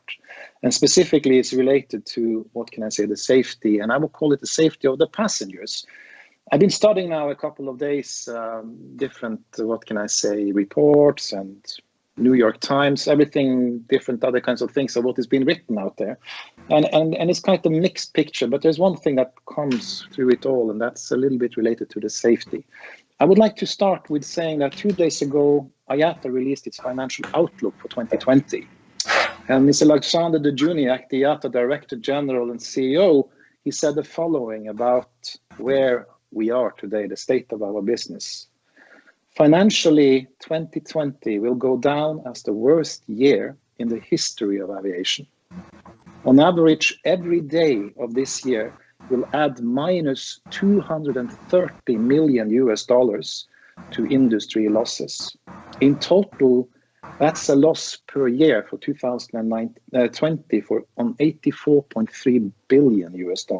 It means that based on an passenger estimate of 2.2 billion passengers this year, airlines will lose $37.54 per passenger that they are actually transporting. Of course, in 2021, airlines will still be financially fragile. Passenger revenues will be more than 1/3 smaller than in 2019. And the airlines are expected to lose about minus $5 per passenger carried. For 2020, the challenge will be to try to reduce that loss to a profit. On the recovery side, Mr. Juniak said, people want to fly again, provided that they have confidence in their personal finance and measures are taken to keep travelers safe. In a recent study published by Bloom Consulting just a couple of days ago, based on an online survey of 4,000 travelers over the last year that has been traveling, leisure travel over the last year, it indicates that the biggest impact on traveler behavior is the increased fear of traveling, not so much their financial situation. And I would like to highlight 3 things that they found out in that study. 45%, that's number one, 45% of travelers will not travel for leisure during the next 12 months if COVID-19 is simply just controlled but still around. Number 2, the share of non-travelers will be falling to 35% out of the 4,000, even if a vaccine has been found and it's actually possible to cure COVID-19. And number 3, if COVID-19 is completely eradicated, still 15% will not travel during the next year.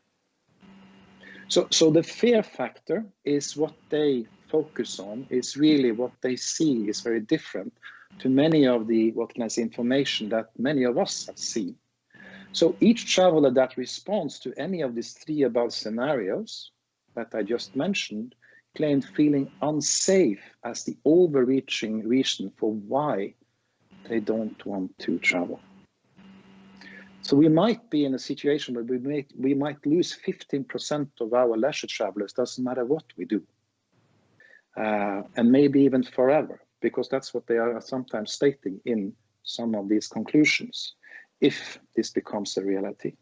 So my theme for the day is that for the aviation industry, it looks like part of the new normal is assuring our passengers and travelers that they won't get sick flying from point A to point B with our industry.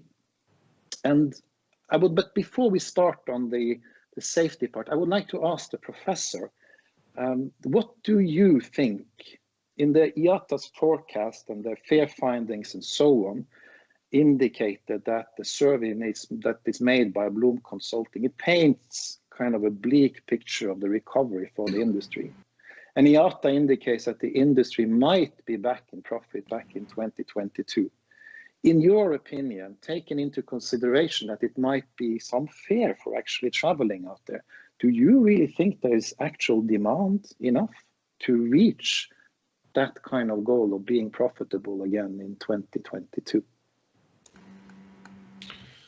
Right. I mean, it's true that the aviation sector has been hit very hard recently, but I mean, we can't forget that that people will still want to travel. They will still want to go on vacation, and I do think that this fear that people currently feel over time will start dissipating. It's like the fear that people have of other things as well. There's a period where they need to gain confidence. Passengers need to gain confidence. And this will happen gradually, you know. Even if they don't travel themselves, they will hear of someone else who's traveled and it's all gone well, it's fine. And over time, people will want to travel again. Now, there's 2 elements with regards to gaining passenger confidence.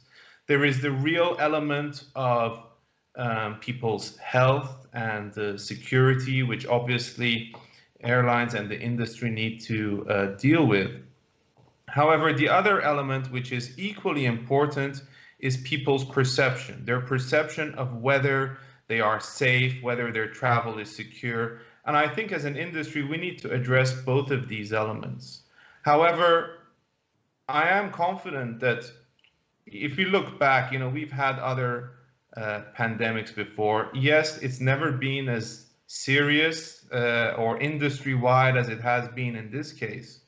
But I really do feel that the airline industry will recover. We're seeing lower fuel prices as well, which I'm sure will help instigate greater competition as well. So it will take a while, but I'm confident that once the restrictions are removed, aviation will gradually come back. And there's provisions in place to address both people's health and safety, but also in terms of working towards creating the right perception that will also be very important to bring those passengers back. Thank you. Liana, you are part of running the operations at Riga Airport, which is it's a hub in the Baltics, and you have a main carrier, Air Baltic, quite successful and slowly starting up. And how, in your opinion, how can we reassure our passengers, talking health and safety here, that it's safe to travel?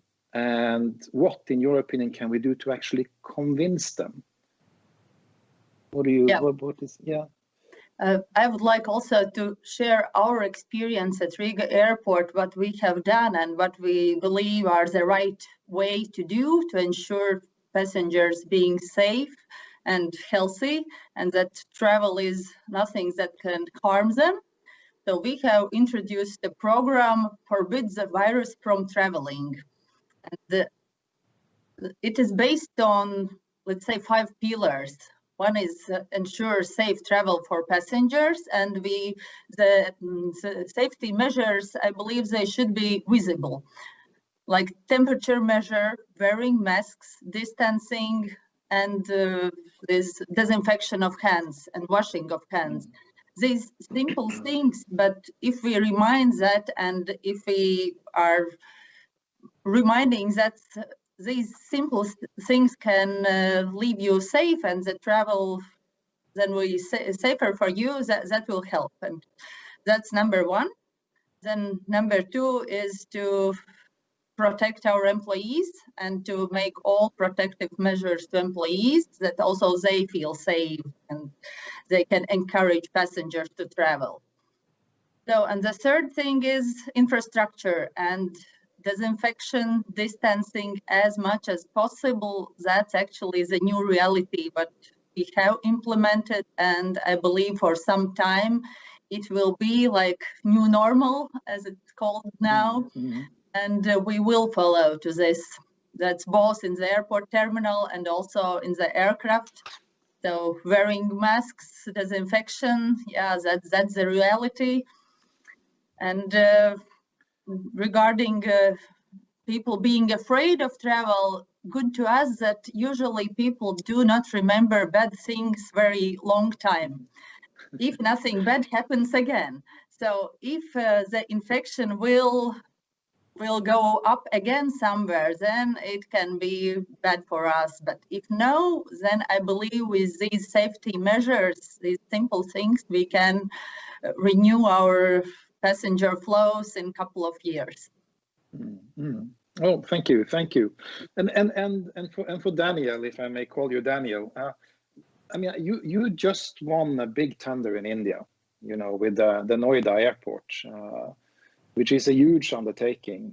And taking into consideration I'm not going to talk financial here, because you can always talk about, the model has changed and so on. But looking at physical distancing, infrastructure in general, specifically terminals, do you see that this requires what we have experienced or what we are experiencing? Do you see that we need to redesign, or will you redesign, let's say, the design of the terminal based upon a new passenger flow? Do you need to maybe even change your business model for operating the terminal based upon what we are experiencing right now? I would, if I want to give a short answer to you, I would say no, but okay. That would be too short of an answer. So I think it's a bit early to really, first of all, assess for how long will we have to look at these short-term measures. I mean, we cannot forget that this airport that you mentioned in Delhi, Noida, will be only operational in 2024. So that's 4 years down the line, and I would say it's very difficult to predict what's happening. What we have seen and what we will surely do is what all other airports are also doing, is looking much more into biometric processes. But this is, I would say, not so much from a health perspective, but from a seamless travel perspective to ease the passenger experience and to reduce touch points, which apart from, let's say, an efficiency angle also has parallelly an angle that could be called a health angle, but I don't think that was the intention. So at this stage, when I look at the planning for this airport, we have not really done a big change. So, but I mean, could be, and what Liene said before, if we have a flashback, if we have additional searches coming up and there is really requirement, we may look into it. But what I would like to sort of state here, I mean, all these measures we're doing now in the airports worldwide, we are looking at the moment at 5 to 10% capacity. And I think we have to be very frank. With full-scale capacity of the airports, it is simply not possible to implement social distancing in the existing infrastructure. It's not possible. We have too many people. That does not work. So I think we have to be very innovative, and we have to, as you said initially, instigate and work on the trust of people. First of all, align the immigration procedure. I would say it's not so much the fear of people of flying, but it's a confusion. It's a big confusion because in every country you have different procedures. These procedures are not coordinated, and as a passenger, I would also say, let me wait until these guys have sorted out all their procedures, whether I have to go into quarantine or not. I think this is what is bothering us as an industry at the moment. Thank you. But to follow up on that one, you talked about technology. And we see, you know, like tools for, what can I say, managing it could be tools for managing the social distancing in a terminal. It could be slot coordination, even, you know, doing things to actually being able to manage the whole flow and the usage of the terminal in a completely different way. How do you see the use and the role of advanced technology in this kind of new normal? Because you touched it already. Do you see a completely different picture than what we see today, or? At this stage, I don't see that. I mean, I've seen demonstrations, I've seen tools, heat maps in the terminals, how you can do, but with the throughput of 100,000 to 150,000 people in a terminal building, I really, in practice, don't see how this will be possible, unless we are ready as an industry to cut down to 30% of the capacity, but then this is not reality. This is not what has been happening. These are not the market dynamics that I see in Asia. So I think this is not going to happen in this way. No, but thank you. That's really valuable points. But to Ms. Joffe, to Lithuanian airports, I mean, like, we've been thinking quite a lot about this new normal. What we're gonna do and how we're gonna handle it, and there's a lot of, what can I say, suggestions on how to do it. I mean, like, so thinking to make it actually work, what do we need to, in your opinion, what have you done? Is there something that you have stopped doing because of the new situation that we are in? What have you changed? And has it been necessary to actually redesign something, come up with a completely new design and implement something completely new to actually make, what can I say, handling safety, health and safety in a comfortable way for the passengers at the Lithuanian airports? You have your three. Have you any thoughts on this one? Yes, actually, it was very hard for us because last autumn we have introduced our projects that we are planning to build new terminals. We are planning to make huge investments on runway, on apron. And after the COVID-19 came, so we need to think again. We need to think what kind of projects we can do. We can do because we have money.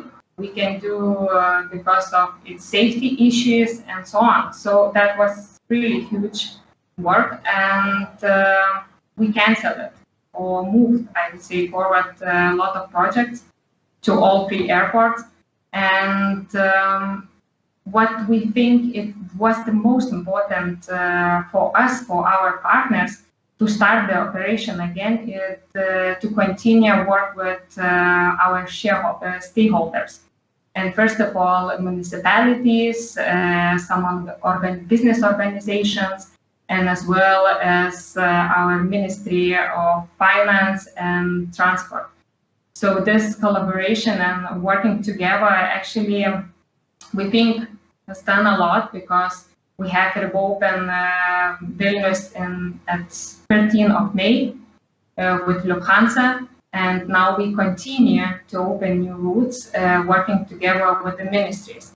So as one of the colleagues said, it's the main issue to reopen the routes for airlines and passengers is actually that there is no common rules between the countries. And it's hard, but we try to do our best with our government. And of course, all safety issues my colleague Line has mentioned already. So it's disinfection, it's distance, it's personal protective equipment, thermal screening. I would say if the passengers are complaining that it's something too much, that we're doing too much, and maybe it's enough just to have this mask, I can tell that we are doing something really good. We are protecting our passenger, and we are trying to show that it's actually we care and the safety is first. Oh, thank you.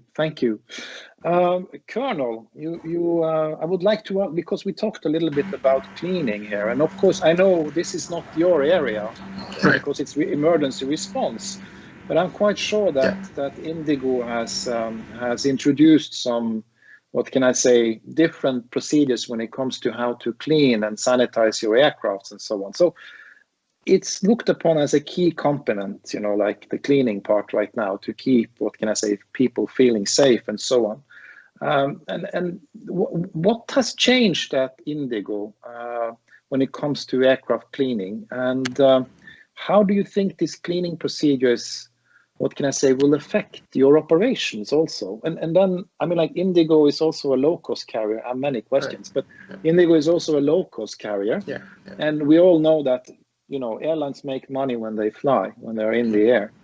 And adding a very strict cleaning procedure, maybe higher frequencies and so on, that will affect the turnaround time, meaning the utilization.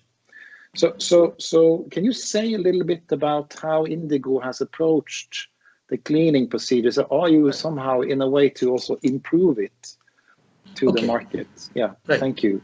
Well, as far as the cleaning procedures are concerned, certainly the frequency of cleaning has increased a lot, which at the moment is really not a problem because the frequency of flights is very low. We've started off some of our operations, but it's very, very low considering the number of flights which we've been having in the past.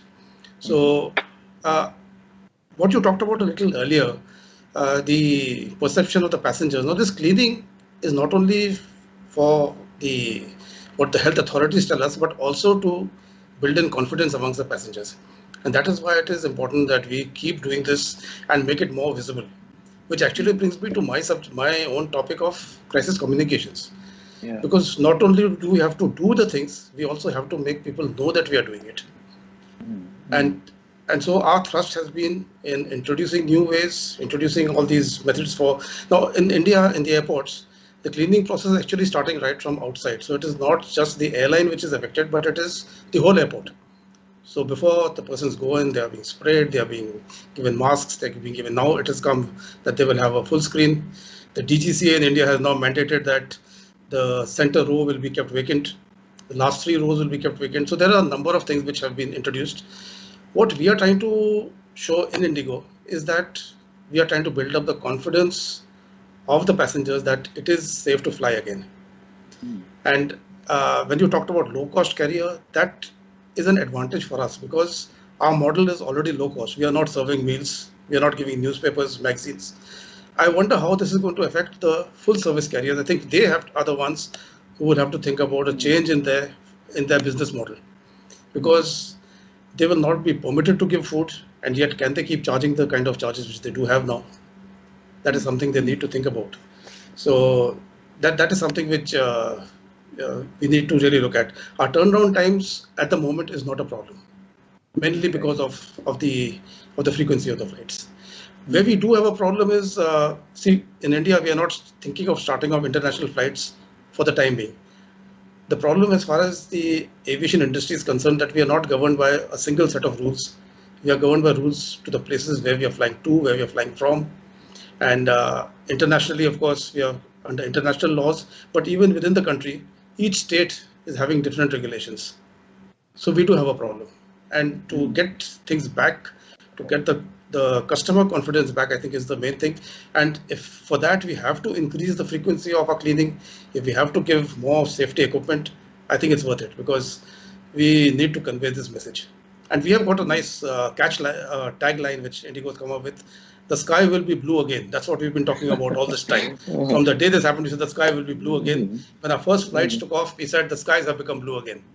Yeah, so. It's good. It's very, very good. It's very, very good. I mean, like, but all of these things that we are doing right now, and this kind of is a general question, and I would like anyone to, you know, it adds cost. Yes, we are facing a lot of, you know, it adds cost. It's kind of, for an airport, the operations is kind of placed in different times of the day, so you're not able to optimize your staffings, and you have additional procedures and different measures in place. And for airlines, you have cleaning and other things that needs, and even the revenue parties can also be affected with middle seat blocked or whatnot you have. I mean, like, from the cost structure from point of view, are we able to carry it? And should the government pay for it? Should our governments pay for it? Because at the end of the day, this is kind of like maybe a little bit provocative from my point of view. It's like they are the ones that have told us to do a lot of these things. I leave the floor open, and maybe Daniel can start. I saw that you were nodding, so maybe for something. I don't know. Yeah, because the government has got a lot of say in the way the pricing is taking place. For example, they have set limits to how high you can go as far as the tickets are concerned, or what percentage of tickets can be sold at what price. Now, managing within that, plus the restriction of the loads, the number of seats. So what we find currently, the people who are flying are those who were in quarantine and want to go back home. Getting the leisure traveler back is going to be a much bigger challenge. And unless the government support comes in, you see, it is not just the airline. If somebody is going for a pleasure trip, he needs a hotel at the other end. They should be functioning. If he's going on a cruise, the cruise ship should be functioning. But these have all stopped. So we have a huge problem. It's good to be optimistic, I'm sure, but it'll take a little time. Okay. Anyone else have a view on who should take the bill? Actually, we have some kind of program in Lithuania from the government side, and I hope it was finally approved yesterday. So in this program, government, they decided to cover some regular costs, like safety costs for equipment when the pandemic started. But now we are talking with government that maybe you could cover some discounts. We are providing additional discounts we are providing to the airlines to start the operation. So I hope that our government will work with us, and they will give some incentives coverage.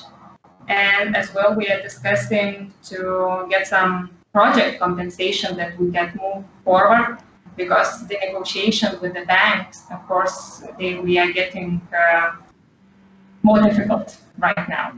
So it seems like our government is willing to help us. Liana.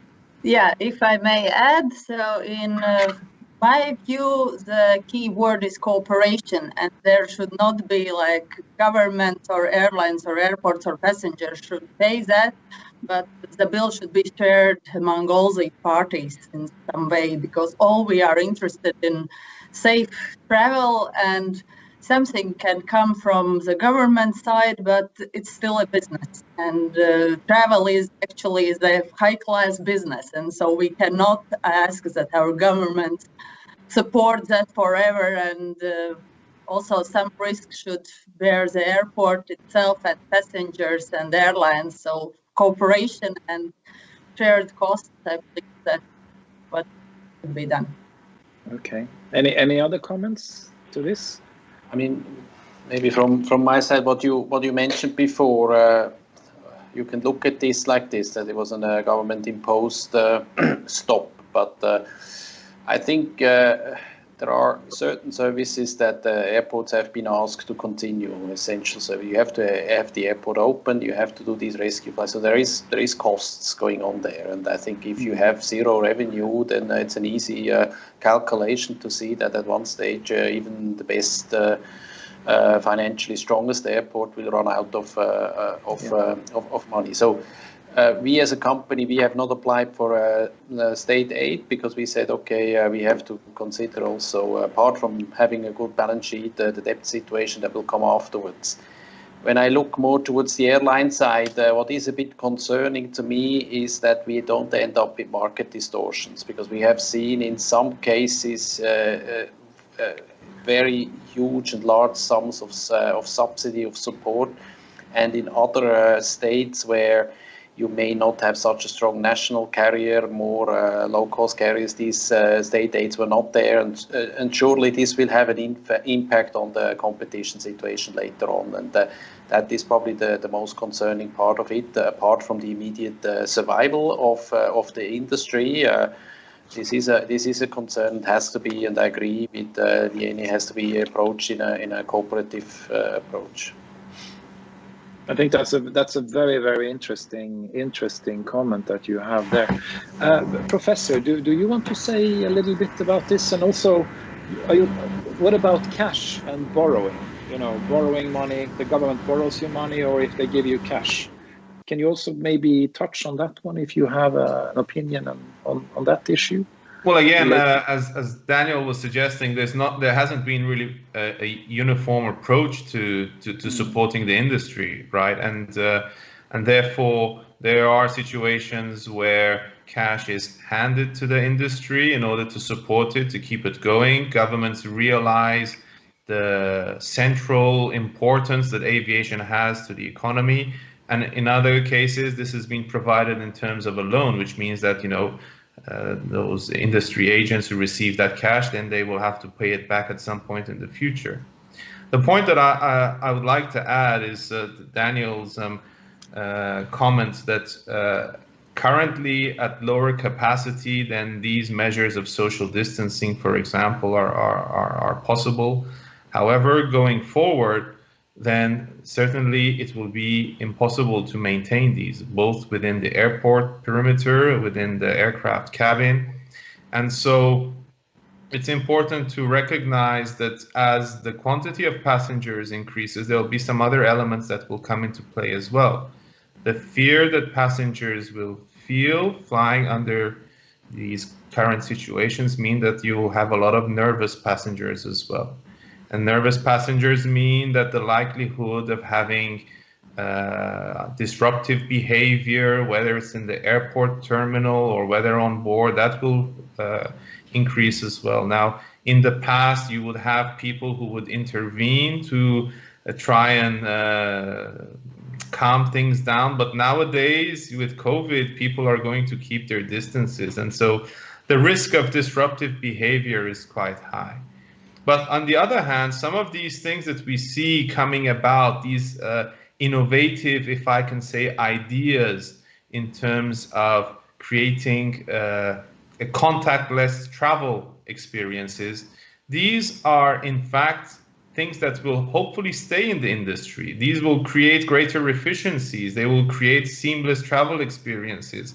The point being that there is opportunity in everything that we're experiencing. So implementing these measures that we see today, and we call them, these are measures that are being put in place because of COVID, I think they're here to last because they offer other types of opportunities to the industry.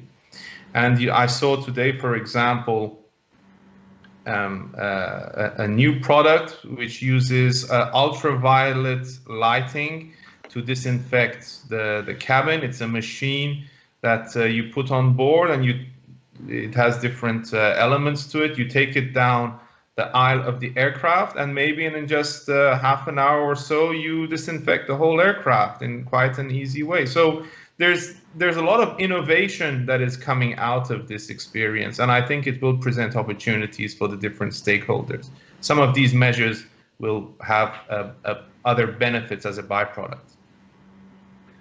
That's a great observation. Thank you. We are closing in on our. So I will soon close a bit. I would like to continue, but I would like to ask the last question for the day, for this event, and that is like, are there any winners and who are the losers of this crisis? Let me be kind of that black and white thinking here. I'm thinking a little bit here like, okay, hub airports, regional airports, legacy carriers, flag carriers, national carriers. Who do you, with what you see in the market, in the landscape today, how do you see who can benefit or who will come out on the other side a little bit stronger, even if it's tough time for some, and who will actually maybe go out of business? Any comments on that one?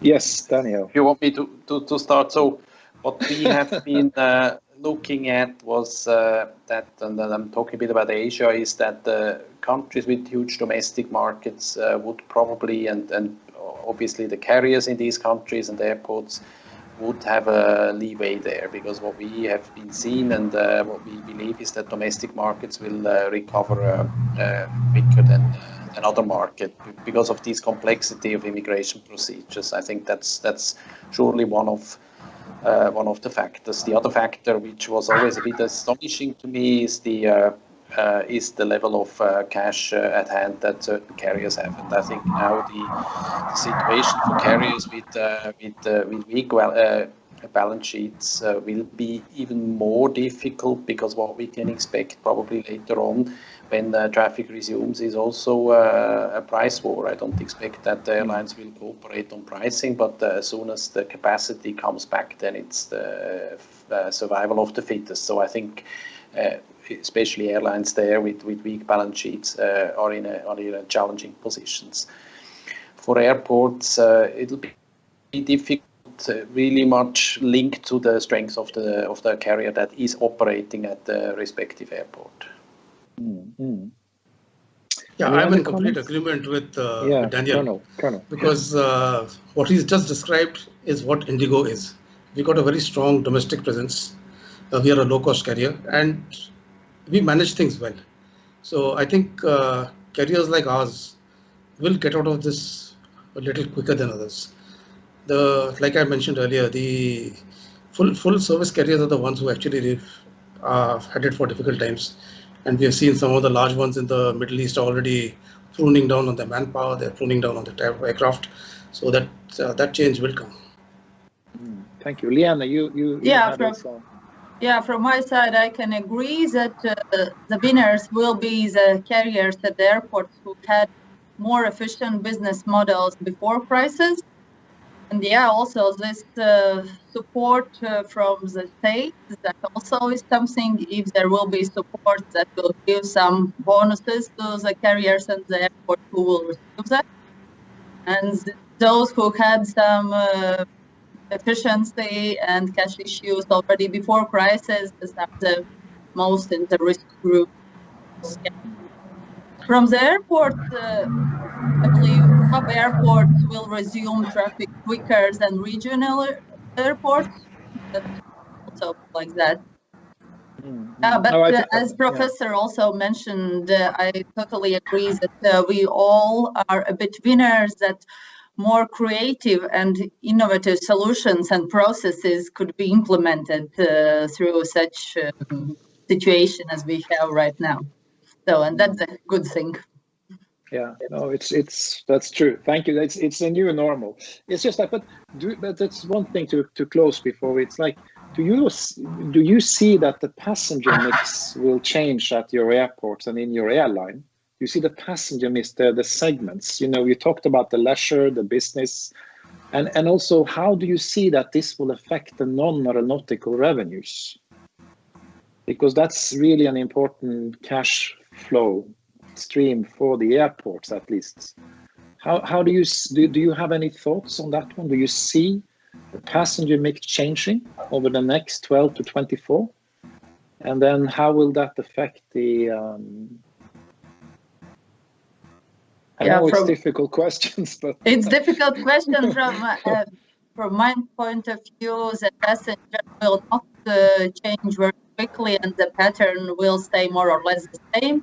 The business VFR segment, they will travel, and also leisure segment probably that will recover slower than other segments, but it will recover. And the impact on non-aviation revenue. If the passengers will be flying, they will buy and eat something at airports. I believe that will not change very much. That actually is changing already because of other issues like e-commerce and things like that, but not because of this COVID crisis.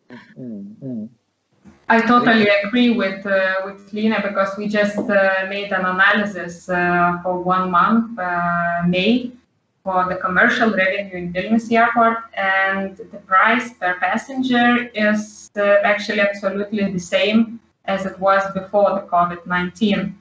So the behavior at airports in regards of all duty-free shops, we believe will be the same. It could be some changes on cafes and other services at airports. But talking about the passenger flow, we have quite different segments in all our 3 airports. So, and we do believe that, first of all, it will be the biggest recovery on the routes with the immigration, because this is quite a big flow, passenger flow at all our airports. So, at the moment, there's immigration mainly. Thank you. Any last comments from yes, anyone? I think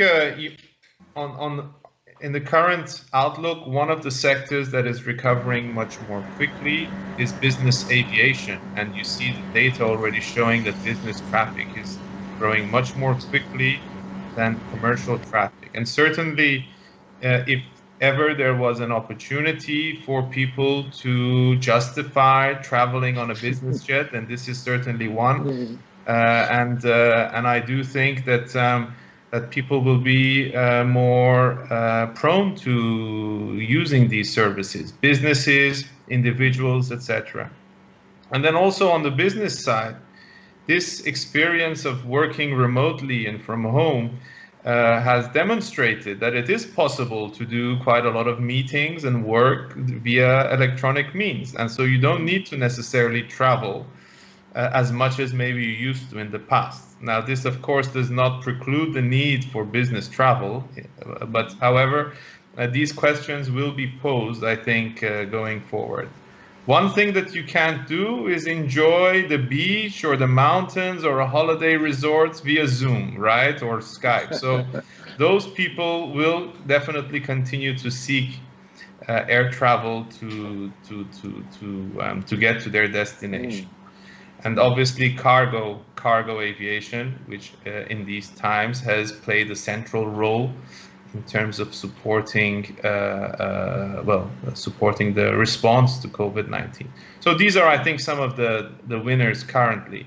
But as I said, aviation has played a central role in the evolution of the economy, of businesses, and I'm sure that it will make a recovery hopefully sooner than later. Thank you, and I think with those few remarks, if nobody has one last remark, Johnny, I've got one point. Please, a little word of caution from my field. Uh-huh. The moment flying recommenced, the first thing we had in our region was a crash of the Pakistan International Airways aircraft on the 22nd of May.